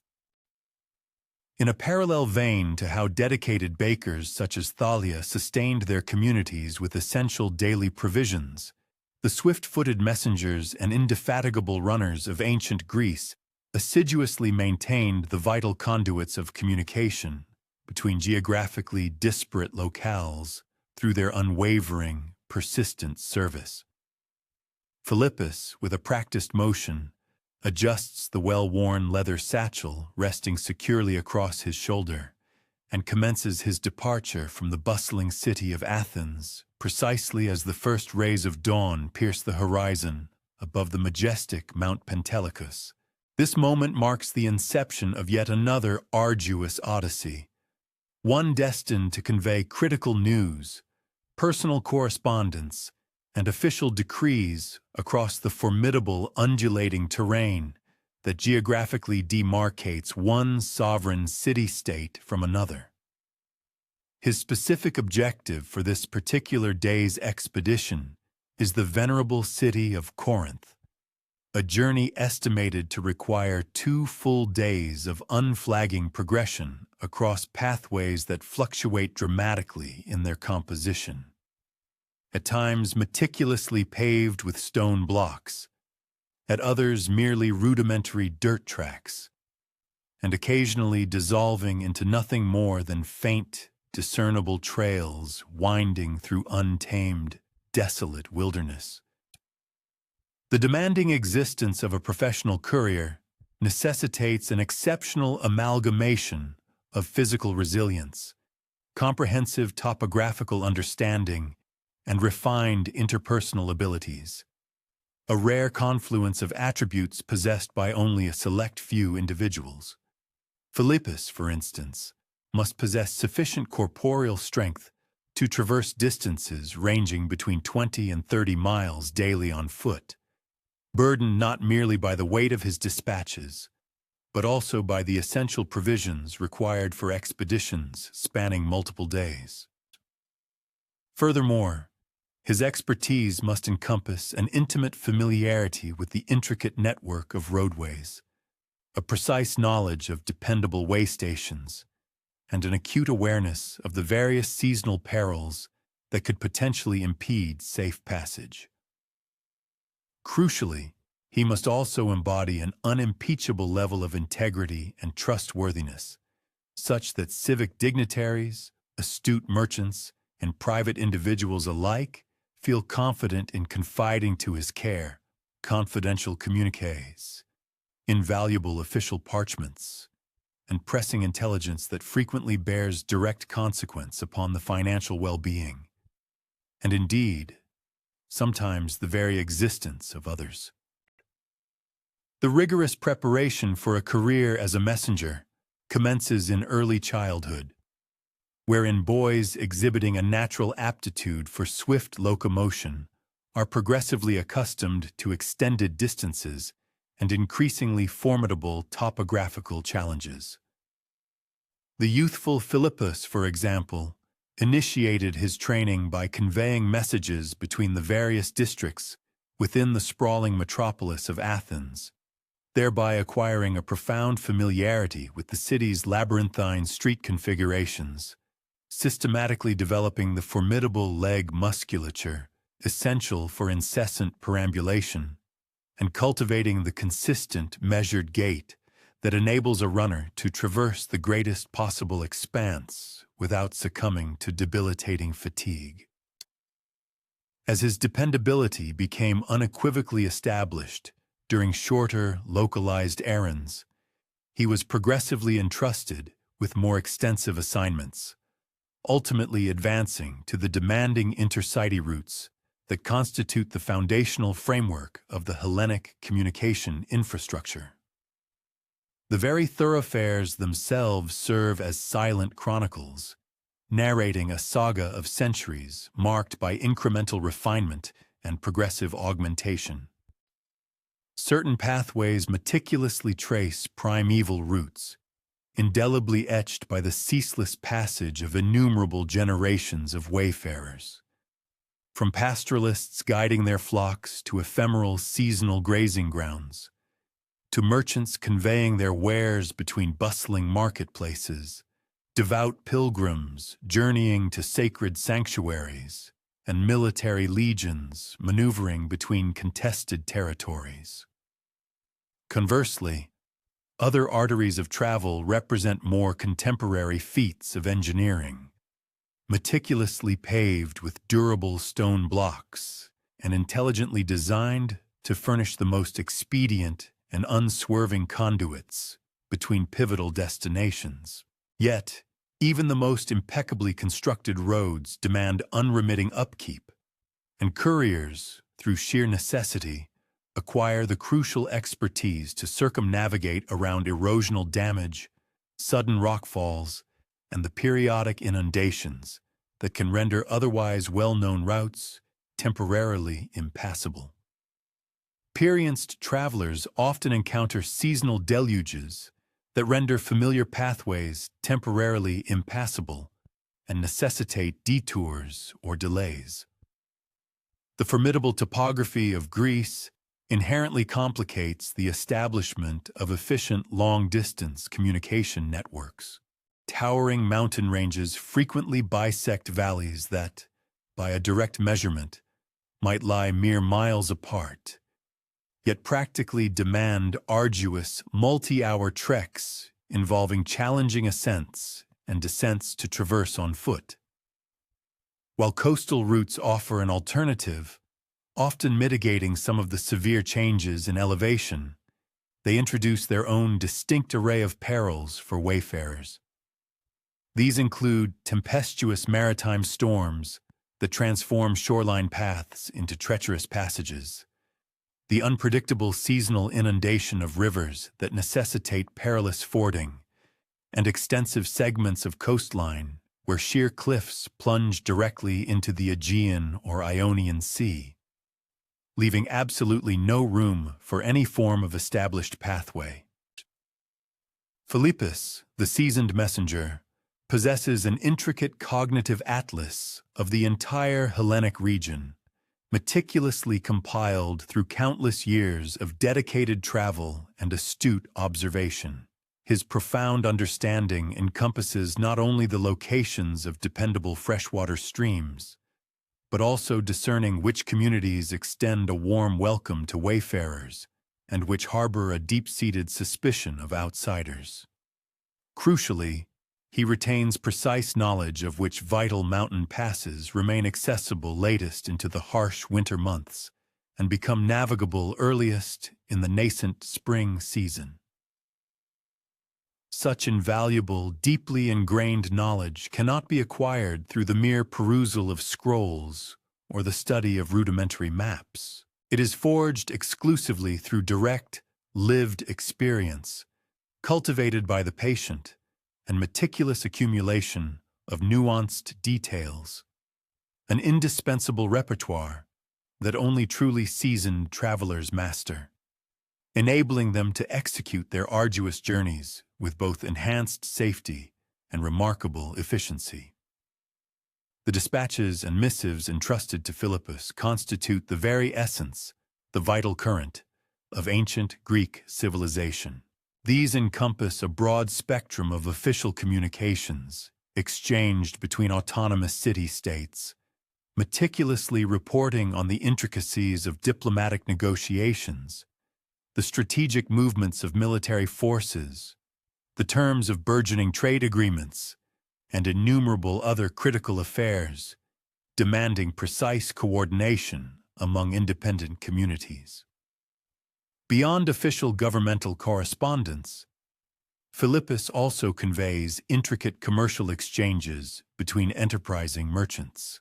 These communications facilitate the meticulous arrangement of cargo shipments, the shrewd negotiation of pricing structures, and the crucial dissemination of up-to-date market intelligence from distant urban centers.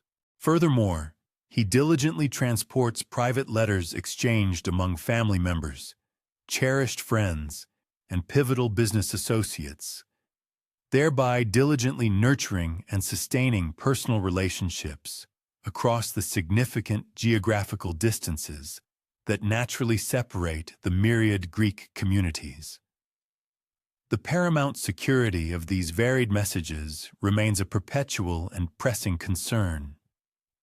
Given the inherent and considerable value of information, certain unscrupulous individuals are prepared to exert extraordinary efforts to intercept communications that might furnish them with decisive commercial or political advantages, thus compromising the integrity of vital exchanges.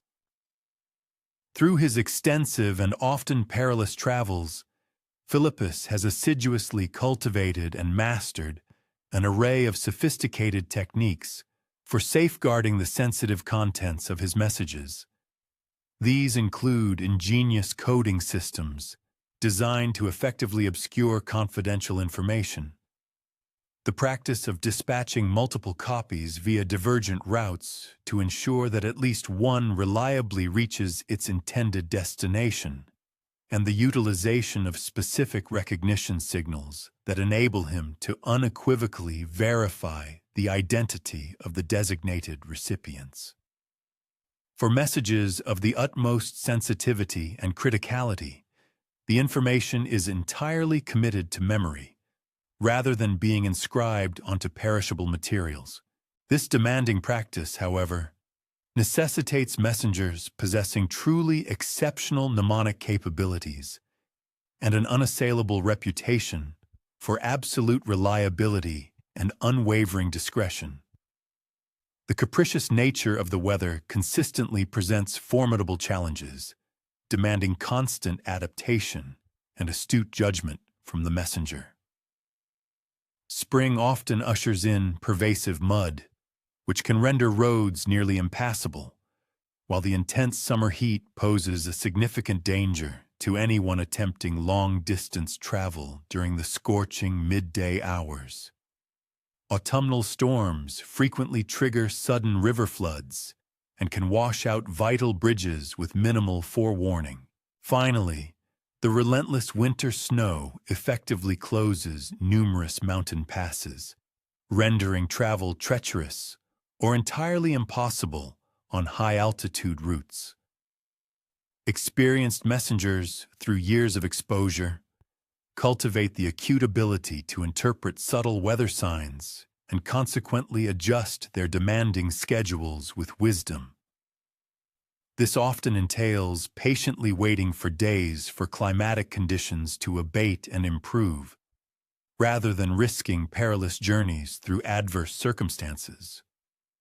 The relentless physical demands inherent in constant travel necessitate an unwavering and meticulous attention to proper nutrition, adequate hydration, and sufficient rest. Philippus, ever prepared, carries a carefully selected assortment of dried provisions that are resistant to spoilage during multi-day expeditions.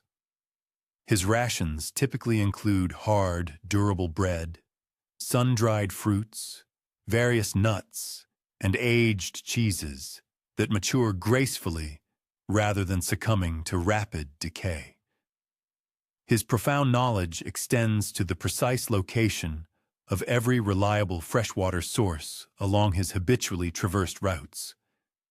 Furthermore, he always carries robust water containers to sustain him through extended stretches where natural sources are known to be scarce.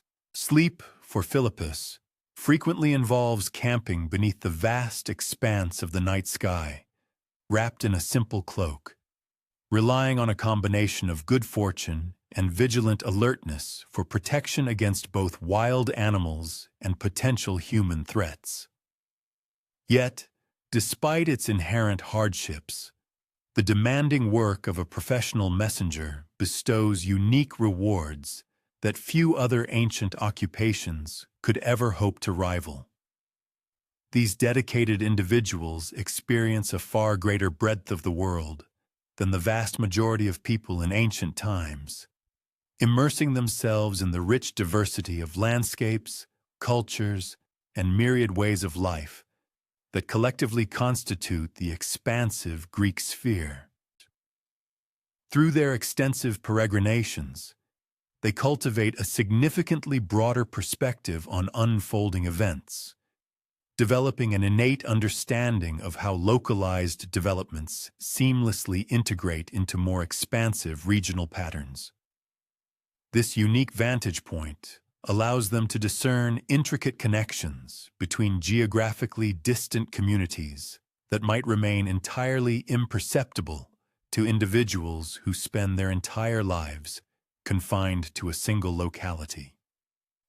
This profound and extensive knowledge elevates messengers into invaluable sources of both information and sagacious advice, earning them a respected standing within the diverse communities they diligently serve. Indeed, the social dimensions and interpersonal aspects of a messenger's work are considered every bit as crucial as the formidable physical challenges they routinely overcome. Messengers effectively function as informal news networks, carrying not merely official dispatches, but also a rich tapestry of gossip, rumors, and general information that plays a pivotal role in helping communities maintain vital connections with the wider world. They convey tidings of vibrant festivals and joyous celebrations, crucial reports concerning the success or failure of harvests, and vital intelligence regarding political developments that could directly impact trade routes or travel safety. This pervasive informal communication network is instrumental in fostering the profound sense of shared culture that resiliently binds the Greek world together, despite its inherent political fragmentation.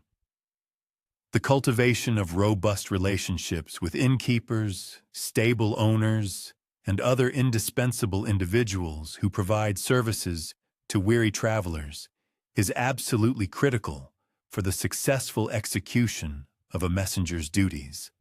These essential connections are meticulously forged over many years through consistent, honest dealings, reliable and prompt payment, and a foundation of mutual respect.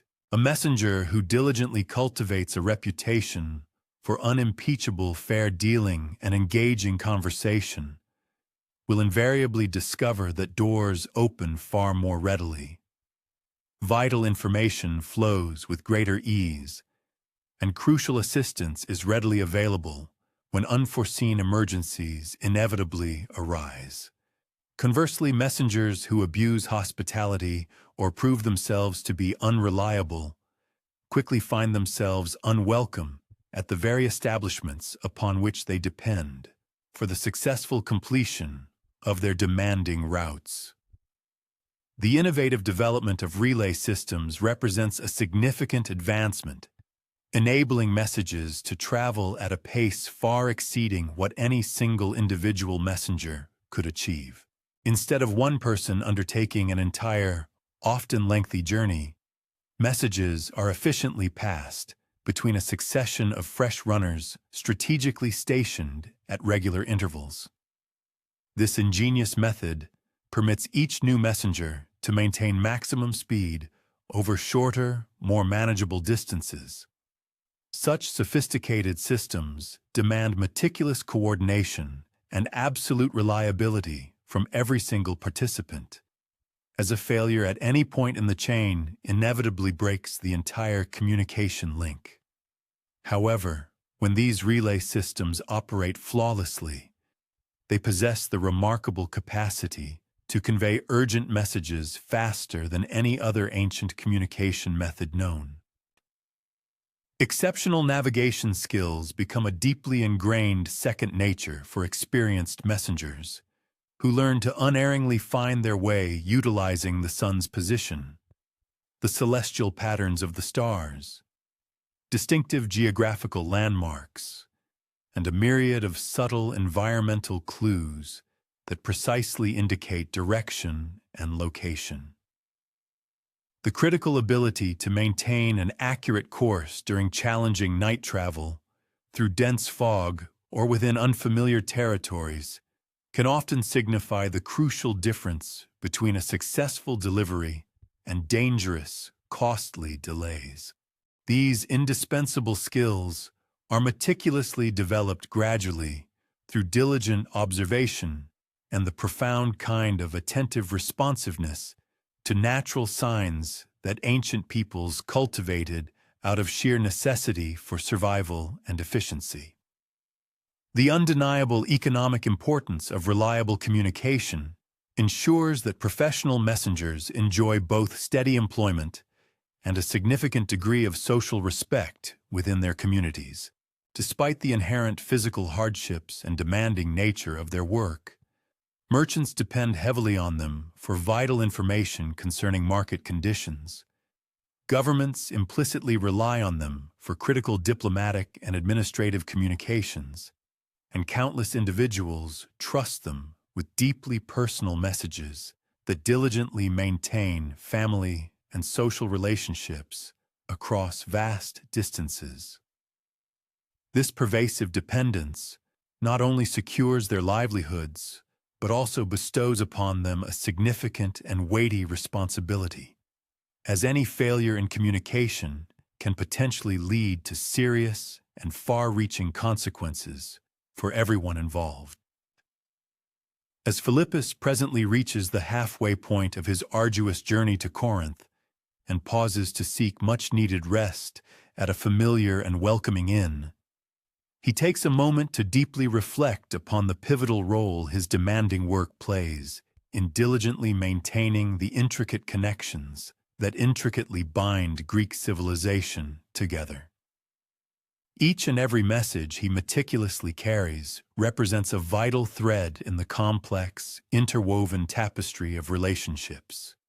Be they political, commercial, or deeply personal, that collectively enable widely scattered communities to function effectively as a coherent and unified culture. Tomorrow, with renewed vigor, he will complete this crucial delivery and promptly commence the return journey to Athens, carrying with him a fresh consignment of new messages that will perpetuate the endless, vital circulation of information, tirelessly keeping the ancient world inextricably connected. Beyond the tireless couriers like Philippus, what other patient and often unsung servants diligently maintained the essential infrastructure that allowed ancient Greek civilization to flourish and expand across such vast geographical distances?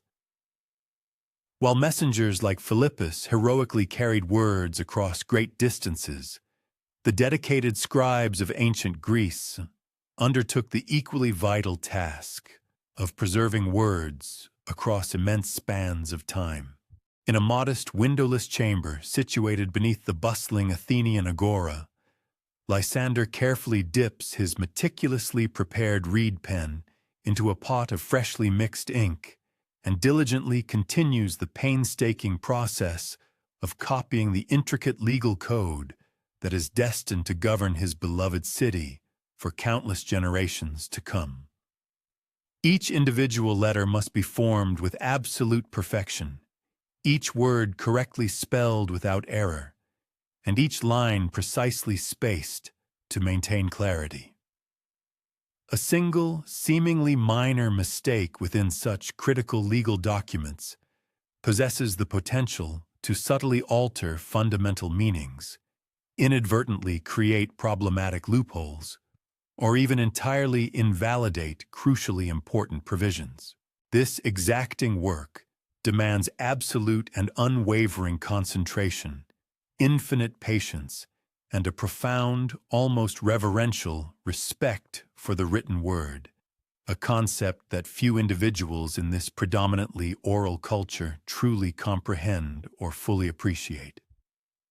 The monumental preservation of laws in a meticulously written form represents one of humanity's most profound and enduring achievements, though its fundamental importance is so deeply integrated into modern life that its significance is rarely contemplated. Prior to the advent of writing, laws existed solely within the fallible confines of human memory. painstakingly passed down through successive generations of esteemed judges and revered elders who diligently maintained oral traditions.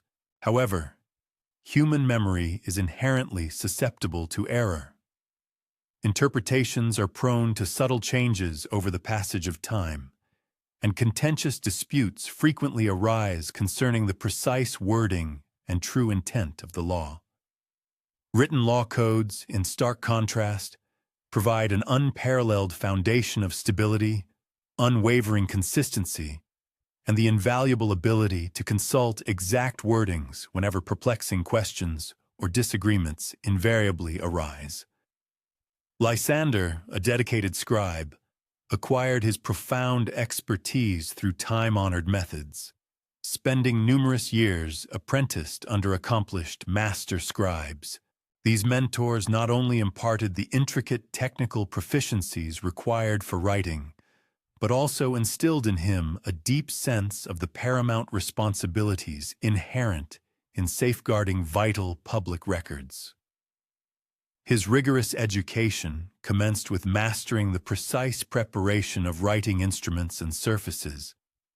This involved meticulously fashioning reed pens to achieve the perfect point and optimal flexibility, formulating durable inks designed to retain their legibility across centuries, and expertly preparing parchment and papyrus so that they would flawlessly receive ink and steadfastly maintain their structural integrity over extended periods. The physical demands placed upon scribes, while distinct from those encountered by couriers or manual laborers, are undeniably profound and unrelenting. Prolonged hours spent hunched over writing surfaces invariably lead to chronic afflictions of the back and neck. The exacting nature of fine detail work severely strains the eyes, a challenge exacerbated when operating under the dim, flickering illumination of oil lamps or candles. Furthermore, the repetitive motions intrinsic to the act of writing can induce considerable pain in the hands and arms. Yet, perhaps the most formidable hurdle lies in the mental requirement for unwavering, sustained concentration. Even a fleeting lapse in attention can introduce significant errors, necessitating the laborious task of recommencing entire sections from the very beginning. The vast array of legal documents meticulously copied by Lysander encompasses every conceivable facet of communal existence. These include commercial statutes that govern contractual agreements, intricate trade accords, and the complexities of property ownership, criminal codes that precisely delineate offenses and their corresponding retributions, constitutional provisions that establish governmental frameworks and enshrine citizens' fundamental rights, and comprehensive administrative regulations that oversee everything from the daily operations of bustling marketplaces to the solemn proceedings of religious festivals. Each distinct category of document mandates specific formatting conventions, varying degrees of textual detail, and unique approaches to organization and inter-document cross-referencing. A comprehensive grasp of the content he transcribes significantly elevates Lysander's efficacy as a scribe. This deep understanding empowers him to discern potential inaccuracies that might have infiltrated original source documents and to consistently uphold uniformity in specialized legal terminology. He has cultivated an extensive and nuanced comprehension of Athenian law, not through formal jurisprudential education, but rather through the assiduous process of replicating thousands of legal stipulations, keenly observing the intricate interrelationships between disparate laws, and witnessing how overarching legal principles are practically applied in a multitude of diverse circumstances. The materials designated for legal documents must adhere to the most stringent benchmarks of resilience and permanence. Papyrus, ingeniously crafted from the reeds abundant in Egypt, furnishes an exceptional writing surface. However, it regrettably succumbs to relatively swift degradation in humid environments. In contrast, parchment, meticulously prepared from animal skins, commands a higher financial outlay, but boasts significantly superior longevity and an enhanced resistance to damage stemming from repeated handling. For the most critically important documents, scribes employ only the finest available parchment, processed according to time-honored techniques specifically designed to maximize its endurance and its imperviousness to fading, cracking, or other forms of material deterioration. Inks, too, present their own unique set of formidable challenges, as improperly formulated compositions possess the detrimental capacity to fade prematurely, bleed uncontrollably, or even over time, corrosively erode the very writing surfaces they adorn. The most superior inks for crafting enduring documents are meticulously compounded from precisely calibrated blends of carbon black and specialized binding agents, engineered to permeate the writing surface rather than merely resting superficially upon it. These specialized inks necessitate regular fresh preparation, as prolonged storage renders them unduly viscous and exceedingly difficult to manipulate. The intricate art of crafting an exemplary ink is, in itself, an exquisite discipline, demanding a sophisticated command of chemistry, an acute understanding of materials science, and a precise appreciation for the distinct requirements of various document types.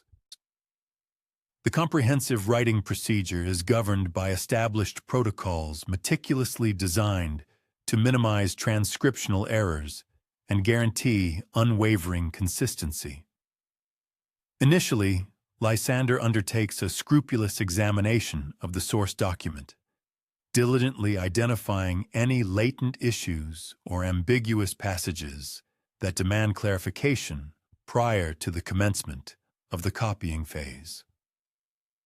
Subsequently, he meticulously plans the layout of the nascent document, precisely calculating the spatial requirements for each individual section, determining the optimal placement for page breaks, and strategically arranging the text to maximize both readability and its utility for legal reference.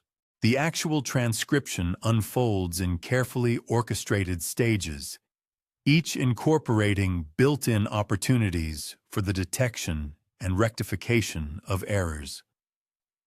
The initial phase involves creating a rough draft, where the primary objective is to accurately capture all the textual content without undue concern for impeccable formatting. This preliminary draft undergoes rigorous proofreading, meticulously compared word by word against the original source document, and painstakingly corrected as required. Only upon completion of this thorough review does work commence on the final version, which must unfailingly achieve the most exacting standards of legibility, aesthetic formatting, and overall physical presentation. Legal documents necessitate an exceptional degree of attention to their formatting and organizational structure, qualities that render them genuinely practical for everyday reference. Related provisions must be logically arrayed, accompanied by unambiguous headings and subheadings that empower users to swiftly locate specific pieces of information. Cross-references linking disparate sections must be impeccably accurate and genuinely helpful in their guidance. Crucial definitions and foundational legal principles require prominent highlighting or strategic positioning to ensure their effortless retrieval. The accomplishment of all these elements demands not merely proficient copying abilities, but also a keen editorial discernment and a profound comprehension of the practical applications for which these documents are ultimately intended. The critical tasks of storing and preserving completed legal documents present a continuous stream of difficulties that extend considerably beyond the initial act of transcription. These invaluable records must be vigilantly shielded from the destructive forces of moisture, the insidious damage wrought by insects and rodents, the catastrophic potential of fire, and the pervasive threat of human negligence. They require systematic organization in ways that facilitate the rapid retrieval of specific items whenever their consultation becomes necessary. Furthermore, they mandate periodic inspection and maintenance to detect any signs of deterioration before such damage escalates to an irreversible degree. Most significantly, they necessitate regular recopying to generate fresh versions before the originals become too compromised to be deciphered reliably. The profound societal significance of meticulously accurate legal records dictates that scribes of Lysander's caliber occupy positions of considerable trust and weighty responsibility within the community. Citizens, merchants, and governmental officials alike depend intrinsically on these legal documents for the robust protection of their rights, for the equitable resolution of contentious disputes, and for authoritative guidance in navigating complex and ambiguous situations. Errors introduced during the copying of legal texts can precipitate severe ramifications, potentially invalidating crucial contracts, unfairly conferring advantages upon certain parties, or rendering it utterly impossible to ascertain the precise legal requirements applicable in specific circumstances. The meticulously designed working environment of legal scribes serves as a direct reflection of the paramount importance ascribed to their exacting labor. Lysander's dedicated copying chamber is expressly engineered to furnish optimal conditions conducive to detailed and precise work. Abundant and consistent illumination, a comfortable ambient temperature, and effective insulation against disruptive noise and incessant interruptions. The specialized furniture is thoughtfully arranged to promote proper ergonomic posture and to mitigate physical strain during extended periods of work. Writing surfaces are meticulously positioned at the exact height and angle required for optimal comfort and precision. Comprehensive storage systems ensure that all necessary materials are impeccably organized and readily accessible. Every element within the chamber is purposefully configured to foster unwavering accuracy, maximize operational efficiency, and contribute directly to the enduring preservation of invaluable documents. Collaborative effort among scribes proves absolutely indispensable for undertaking monumental projects, such as the compilation of complete legal codes or the creation of comprehensive administrative records that encompass vast amounts of information. In such endeavors, different scribes may concurrently work on distinct sections, a division of labor that necessitates meticulous coordination to guarantee absolute consistency in formatting, uniformity in specialized terminology, and impeccable accuracy in cross-references. Regular convocations enable scribes to deliberate upon challenges, disseminate effective solutions, and collectively uphold the exceptionally rigorous standards demanded by legal documentation. This collaborative methodology also furnishes crucial checks against individual human errors, as multiple skilled professionals meticulously review each document before it is finally deemed complete and officially sanctioned. The intellectual complexities inherent in legal copying transcend mere textual transcription to encompass sophisticated interpretation, strategic organization, and refined editorial judgment. Legalistic language frequently incorporates highly technical terms, intricate syntactical structures, and numerous references to other documents or foundational legal principles. Scribes must possess a sufficiently profound understanding of these complexities to readily identify when a passage lacks coherence, when cross-references are erroneous, or when particular formatting choices might inadvertently sow confusion for future users of the documents. The training of new scribes demands not merely the impartation of technical proficiencies, but also the inculcation of specific attitudes and diligent work habits essential for legal transcription. Meticulous attention to detail, unwavering patience with repetitive tasks, an abiding pride in absolute accuracy, and a comprehensive understanding of the broader societal importance of their craft must all be assiduously cultivated through extensive practical experience and dedicated mentorship. Master scribes, like Lysander, embrace this vital training responsibility with utmost gravity, acutely aware that the enduring quality of future legal records rests squarely upon the thoroughness with which they prepare their successors. The economic dimensions of scribal work unmistakably underscore the high value that society places upon the meticulous accuracy of its legal records. Professional scribes rightfully command respectable wages, enjoy stable employment, and are accorded considerable social esteem. The specialized materials they utilize, premium quality parchment, permanent inks, and purpose-built tools, represent substantial financial investments that communities willingly undertake. Recognizing the indispensable importance of possessing reliable legal documentation, this robust economic underpinning enables scribes to prioritize the pursuit of uncompromising quality over mere speed, thereby producing documents destined to serve their communities for many generations to come.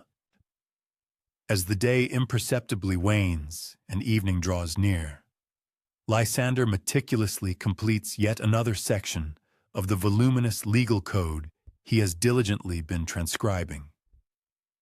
He experiences the quiet, profound satisfaction that emanates from engaging in work that transcends immediate personal needs and serves a purpose far grander than himself.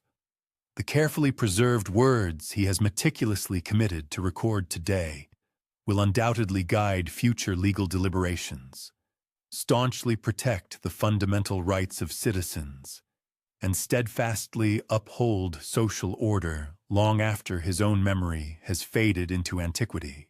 His unwavering attention to the minutiae, his patient and unyielding commitment to absolute accuracy, and his deep understanding of the overarching importance of written law, all converge to form an indispensable cornerstone of civilized society. Tomorrow, with renewed purpose, he will embark upon another section, continuing the seemingly endless yet utterly essential endeavor of safeguarding human knowledge in its most permanent and enduring form. What other patient guardians of knowledge helped maintain the intellectual foundations of ancient Greek civilization? Just as the scribes, like Lysander, meticulously preserved the intricate legal codes that structured ancient Greek society, so too did the diligent salt-gatherers of the Aegean region safeguard the very sustenance that nourished it.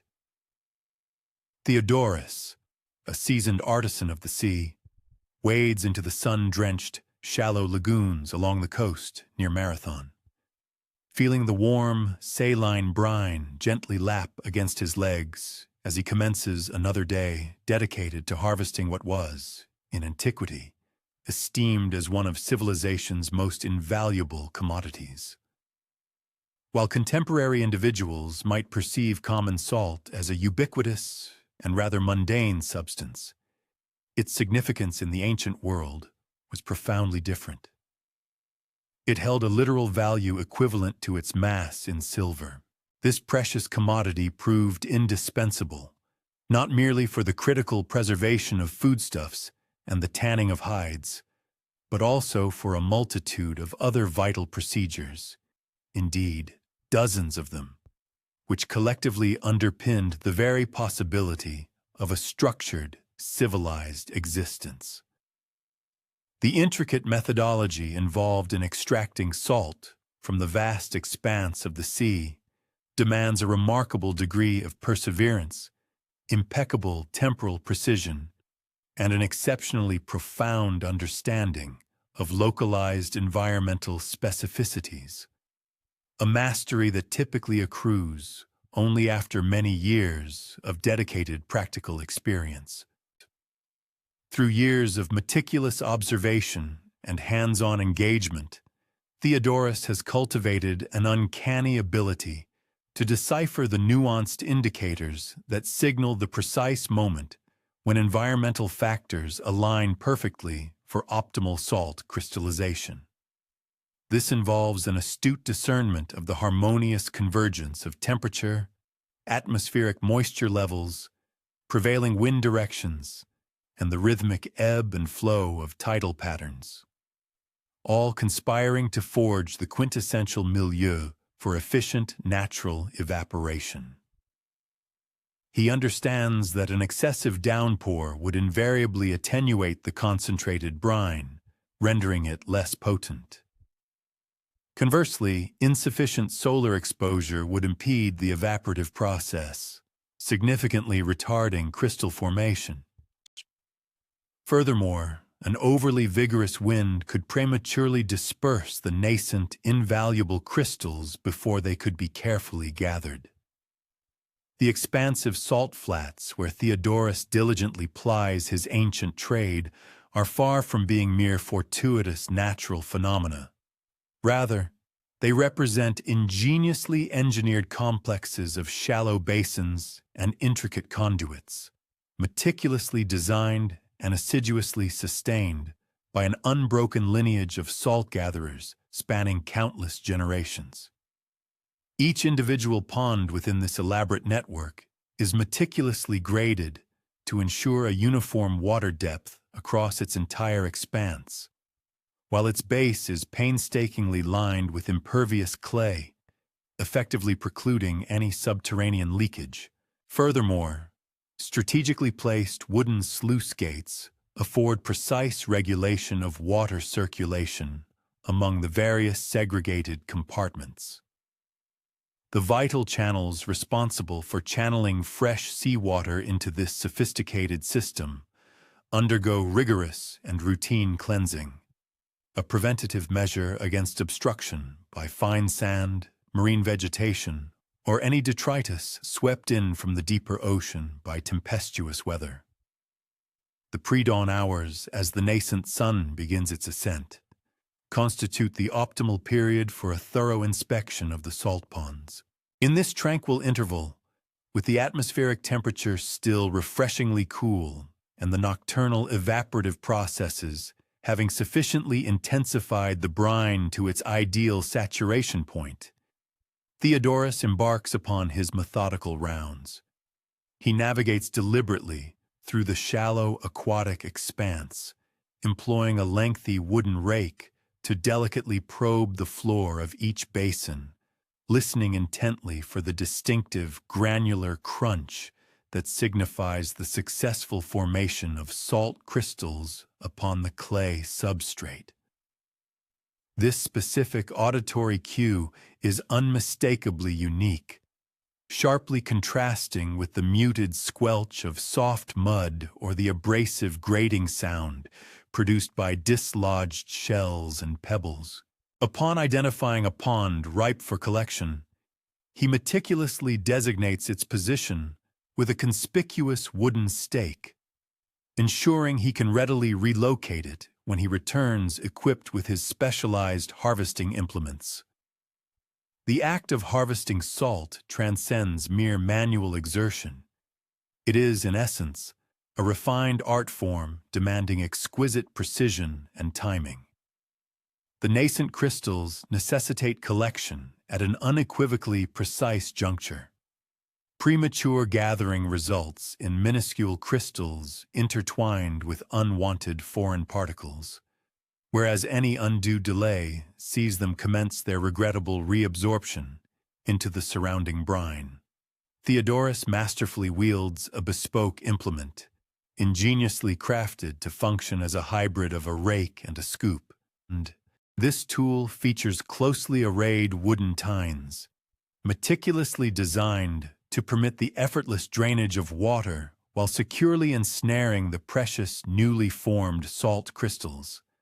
Every single scoop is executed with painstaking deliberation, a critical measure to prevent the agitation of the sediment accumulated on the pond's base, which would otherwise irrevocably sully the pristine white salt with undesirable mud and organic detritus. Subsequent to their meticulous extraction, the salt crystals are carefully deposited into robustly woven baskets, each meticulously lined with a permeable cloth. This ingenious design facilitates the gradual runoff of superfluous brine while securely retaining the valuable crystalline harvest. These laden receptacles are then strategically positioned upon elevated wooden platforms, effectively suspending them above the water's surface. This arrangement ingeniously harnesses the fundamental force of gravity, allowing it to undertake the primary task of separating the liquid component from the solid crystals. This phase of the operation is inherently unhurried. Any endeavor to expedite the dewatering process by forcibly squeezing or compressing the salt would inevitably fracture the delicate crystals, thereby significantly compromising the integrity and overall quality of the eventual commodity. Instead, Theodorus meticulously arranges the baskets in a deliberate configuration, a technique calculated to optimize ambient air circulation and enhance natural drainage. Rigorous quality control constitutes an indispensable cornerstone of successful salt production, primarily because varying classifications of salt are designated for distinct applications and consequently command divergent market values. The most exquisite, pristine white crystals, entirely devoid of any chromatic aberration or extraneous particulate matter, are scrupulously set aside for the critical functions of food preservation and culinary enhancement. These superior grades are destined for discerning clientele, including affluent households, esteemed professional chefs, and astute merchants specializing in the commerce of opulent commodities. Conversely, the lesser grades, which might permissibly contain minor inclusions of sand or organic residues, are perfectly adequate and indeed well-suited for more robust industrial applications, such as the tanning of animal hides, the vibrant coloration of textiles, or other manufacturing processes where sheer volume and utility outweigh the paramountcy of absolute purity. The intricate enterprise of salt gathering necessitates a keen vigilance regarding prevailing market dynamics and the cultivation of enduring client relationships, responsibilities that extend considerably beyond the direct physical labor of extraction.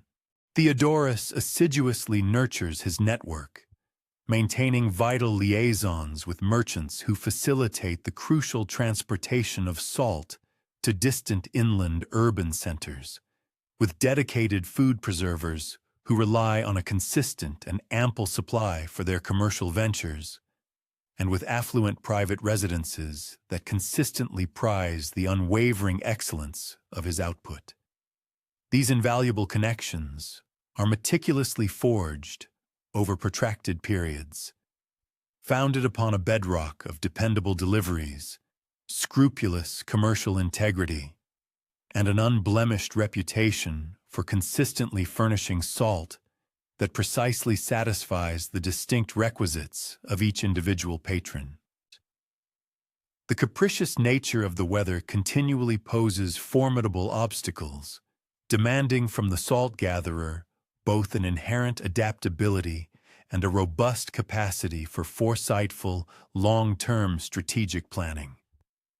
For instance, a mere week of torrential rainfall possesses the devastating potential to utterly compromise an entire developing yield of salt, compelling the artisan to completely empty the basins and recommence the laborious process anew with a fresh influx of seawater.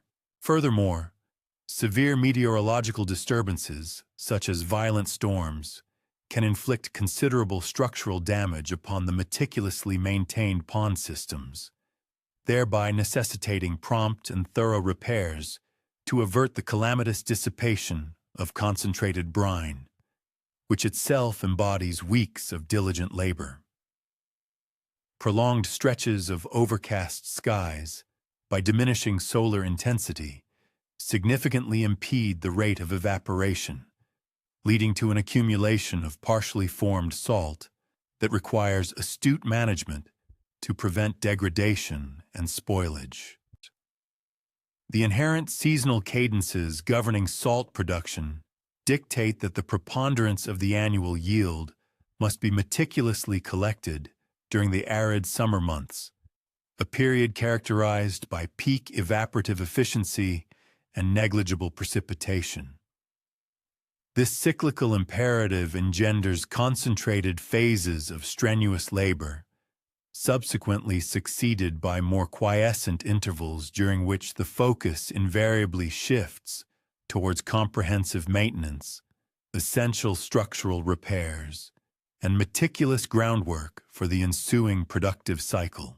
Throughout the dormant winter season, Theodorus assiduously dedicates his efforts to renovating and enhancing his intricate pond infrastructure, concurrently engaging in critical negotiations for future contracts with his clientele, and diligently refining the previously stored summer harvests of salt into their respective grades and packaging formats.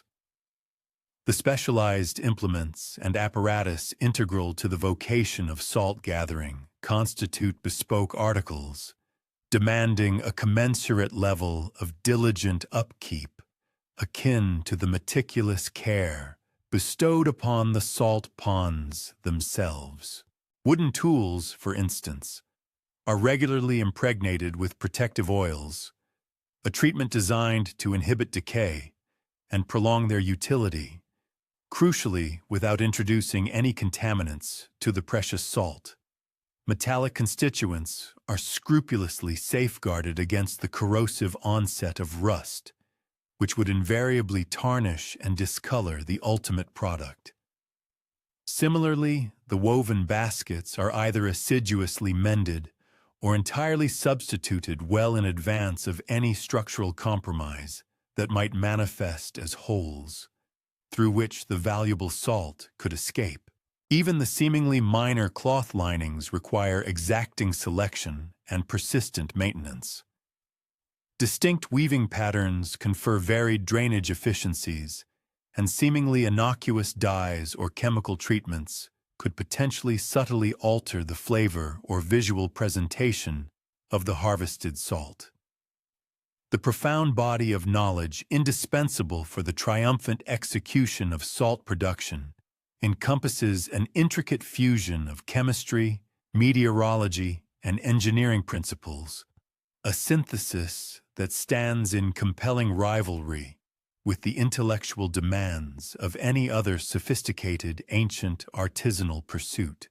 Salt gatherers are compelled to comprehend, with acute precision, the varying concentrations at which diverse dissolved minerals selectively crystallize, the nuanced influence of atmospheric pressure upon the velocity of evaporation, and the sophisticated methodologies involved in conceiving and sustaining elaborate hydraulic networks that meticulously govern the flow of water across an array of interconnected basins. This invaluable corpus of expertise is characteristically transmitted across generations within familial lineages or meticulously imparted through formalized apprenticeship structures, thereby safeguarding both the practical methodologies and the underlying theoretical comprehension. The economic dimensions of the ancient salt trade unmistakably underscore the fundamental and indispensable character of this commodity within the societal fabric of antiquity. Salt gathering reliably furnishes a consistent stream of revenue throughout the active harvesting period, with occasional prospects for securing elevated premium prices whenever exogenous factors, such as inclement weather, constrain the overall supply. While the undertaking necessitates a substantial preliminary capital outlay for the construction of basins and the procurement of specialized apparatus, these initial expenditures are typically recouped over an extended tenure of sustained production. Crucially, the intrinsic demand for salt remains unflagging and entirely foreseeable.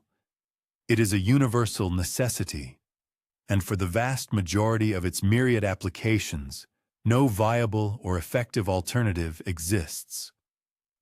A dynamic interplay of competition among salt gatherers serves as a potent catalyst for fostering both innovative practices and a continuous elevation of product quality, all while simultaneously preserving the crucial cooperative relationships essential for the mutual exchange of specialized knowledge and vital resources. While adjacent gatherers may indeed vie for the most lucrative clientele and the most advantageous pricing structures, they concurrently engage in a reciprocal sharing of critical intelligence pertaining to meteorological forecasts, prevailing market conditions, and advancements in technical methodologies, benefits that accrue to the entire industry.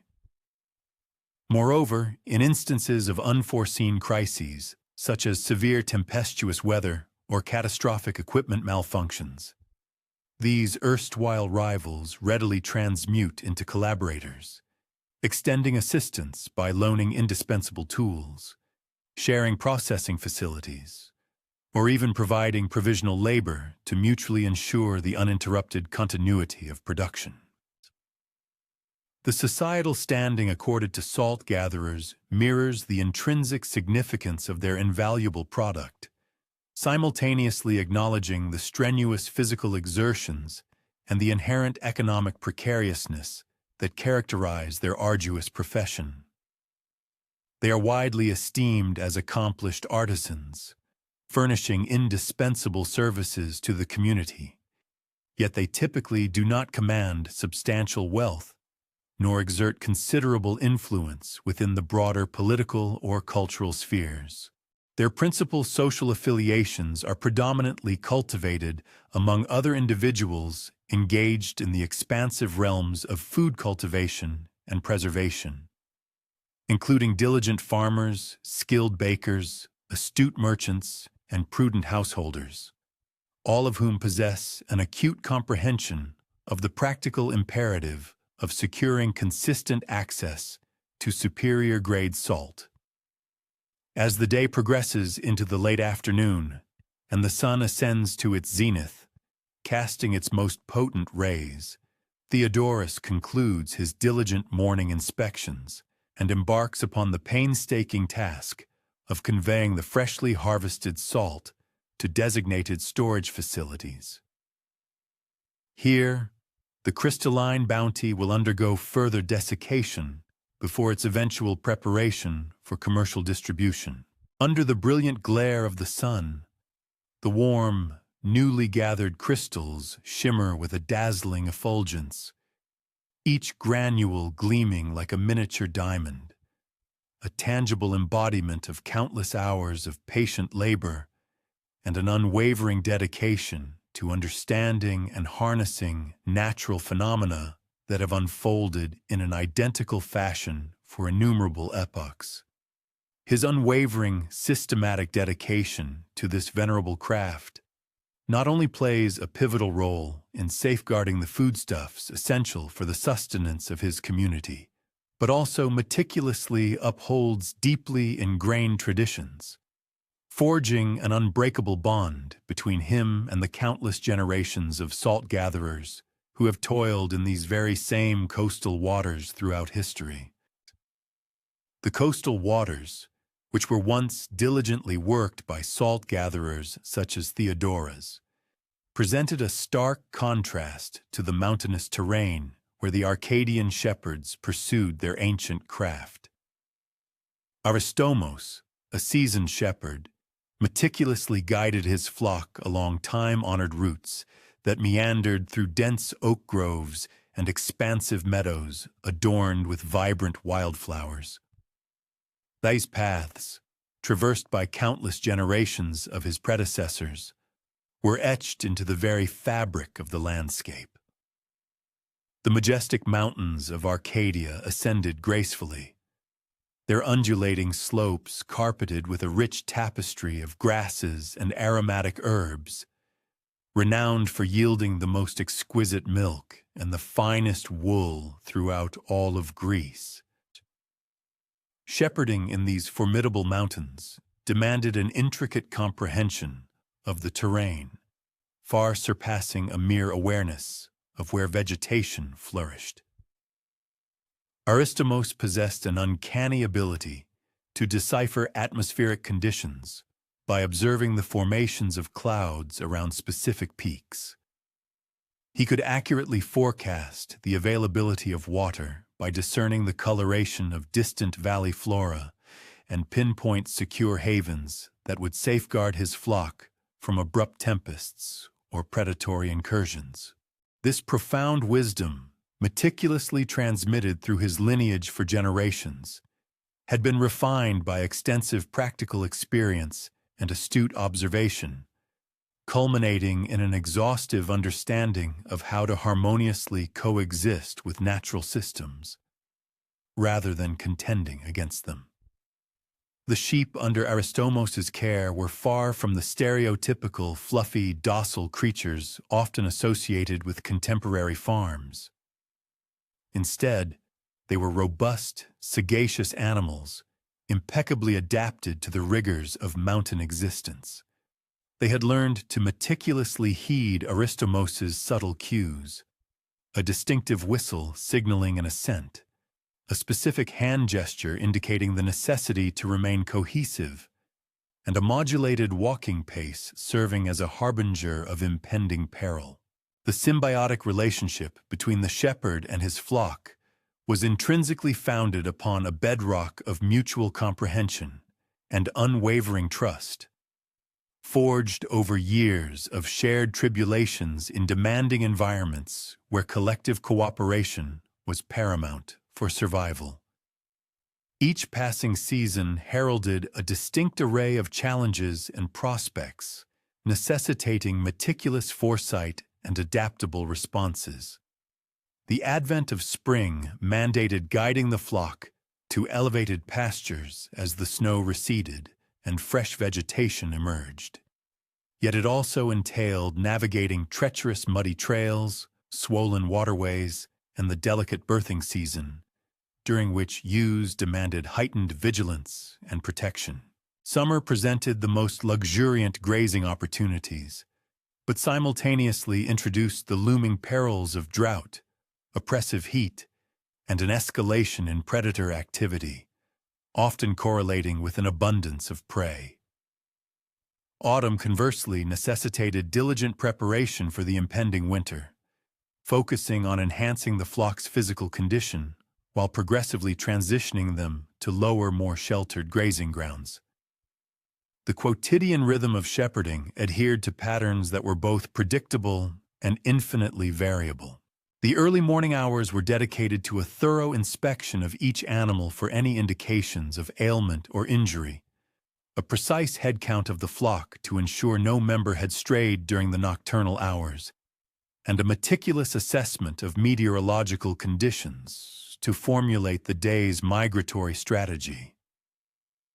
The flock advanced deliberately across the landscape, punctuated by frequent intervals for grazing, hydration, and repose.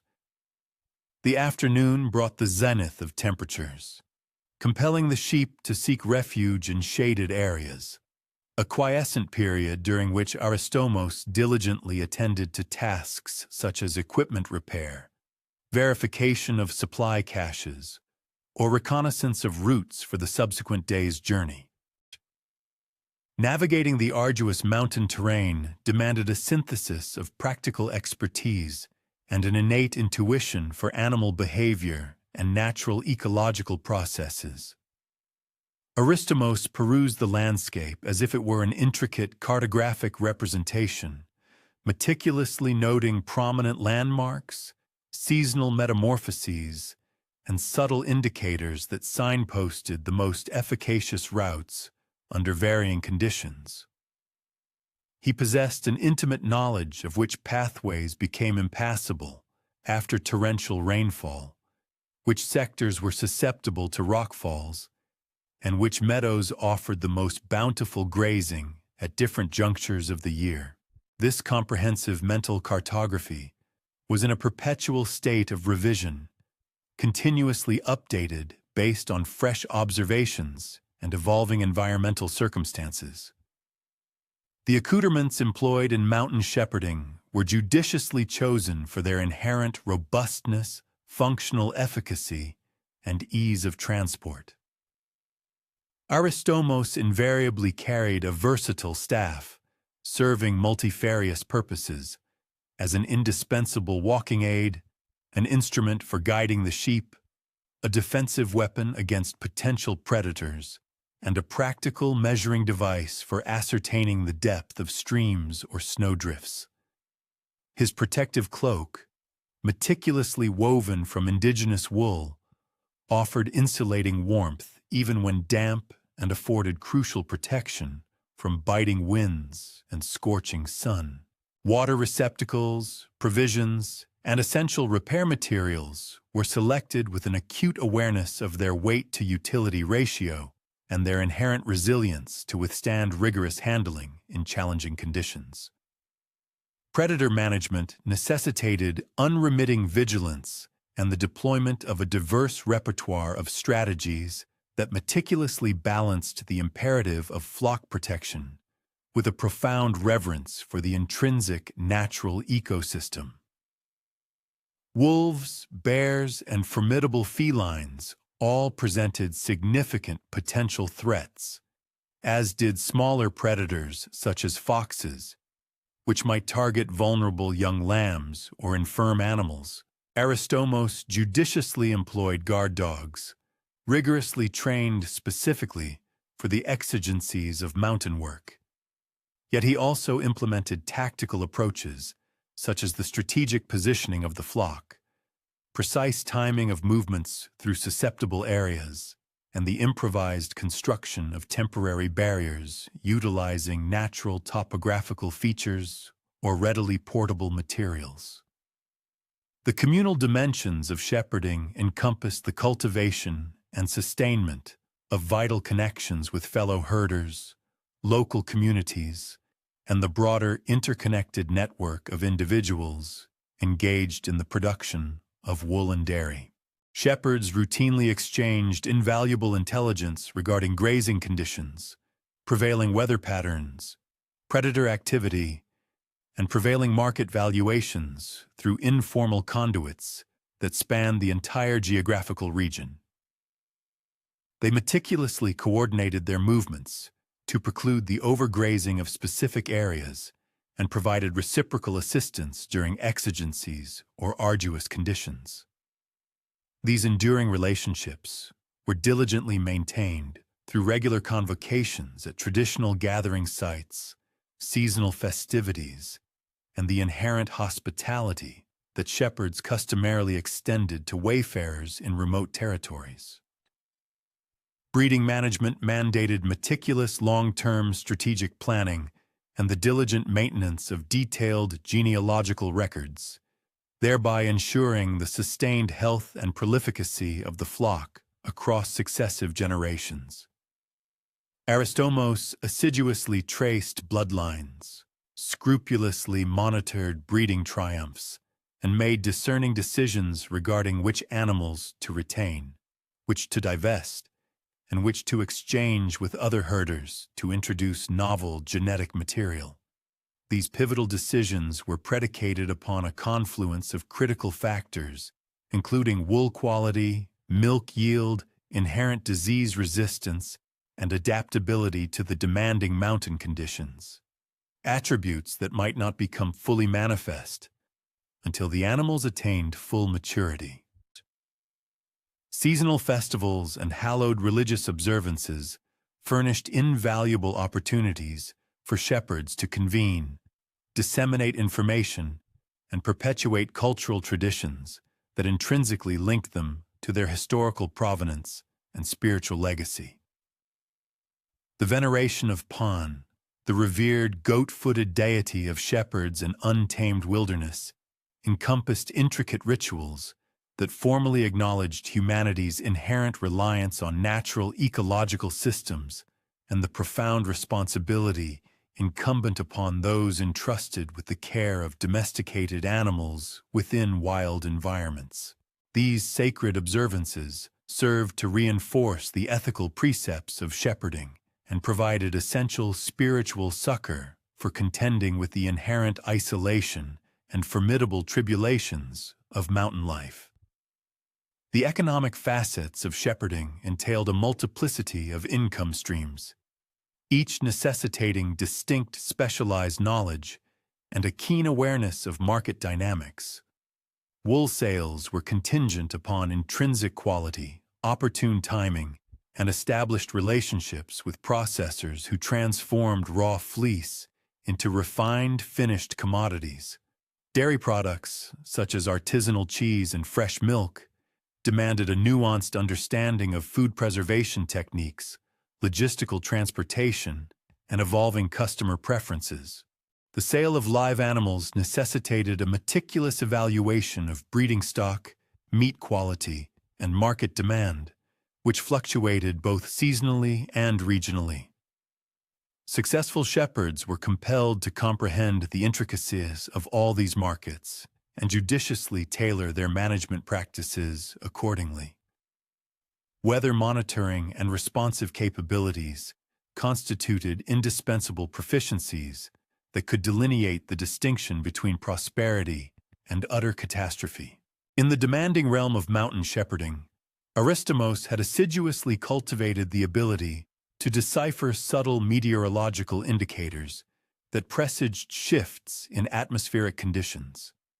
The idiosyncratic behavior of wild fauna, the distinctive morphology of specific cloud formations, and the vectorial direction and varying intensity of winds that conveyed moisture from distant maritime expanses. This profound meteorological acumen empowered him to expeditiously relocate his flock to safety prior to the arrival of inclement storms, locate secure refuge during periods of extreme weather, and capitalize on propitious conditions for activities such as shearing or breeding. The rigorous training of burgeoning young shepherds encompassed not merely the imparting of technical aptitudes, but also the meticulous inculcation of the requisite attitudes and character attributes that mountain life inexorably demanded. Patience, unwavering self-reliance, meticulous observation, and a profound reverence for natural ecological systems all had to be assiduously cultivated through immersive practical experience and astute mentorship. Physical prowess, unyielding mental fortitude, and the capacity to render judicious decisions under immense duress were equally paramount. Master shepherds, such as Aristomos, embraced this profound responsibility with gravitas, acutely aware that the venerable traditions and invaluable knowledge they meticulously transmitted would ultimately determine the prosperity of successive generations. The imperative of conservation and the sustainable utilization of mountain pastures necessitated a comprehensive understanding of ecological tenets that contemporary environmentalists were only just beginning to fully appreciate. Shepherds, through centuries of accumulated empirical experience, had mastered the art of managing grazing pressure, preventing erosional degradation, preserving botanical diversity, and harmoniously collaborating with natural successional processes to ensure the sustained productivity of pastures over myriad generations. Their time-honored practices encompassed controlled burning, strategic temporal modulation of grazing, and the assiduous protection of vulnerable areas during sensitive periods such as drought or extreme meteorological events. The philosophical dimensions inherent in shepherding encompassed profound contemplation of humanity's intricate relationship with the natural world, the profound significance of stewardship, and the fundamental values that ought to guide human interaction with all other sentient beings. The pervasive solitude and unparalleled natural splendor of mountain environments afforded unparalleled opportunities for introspective reflection, a rarity in more densely populated regions. Many shepherds cultivated a profound appreciation for the intrinsic complexity and intricate interdependence of natural systems, coupled with a pervasive humility concerning humanity's modest position within the grander tapestry of life. With the descent of dusk, as twilight begins to paint the sky, Aristomos meticulously directs his woolly charges towards a secluded, verdant pasture, designated as their nocturnal sanctuary.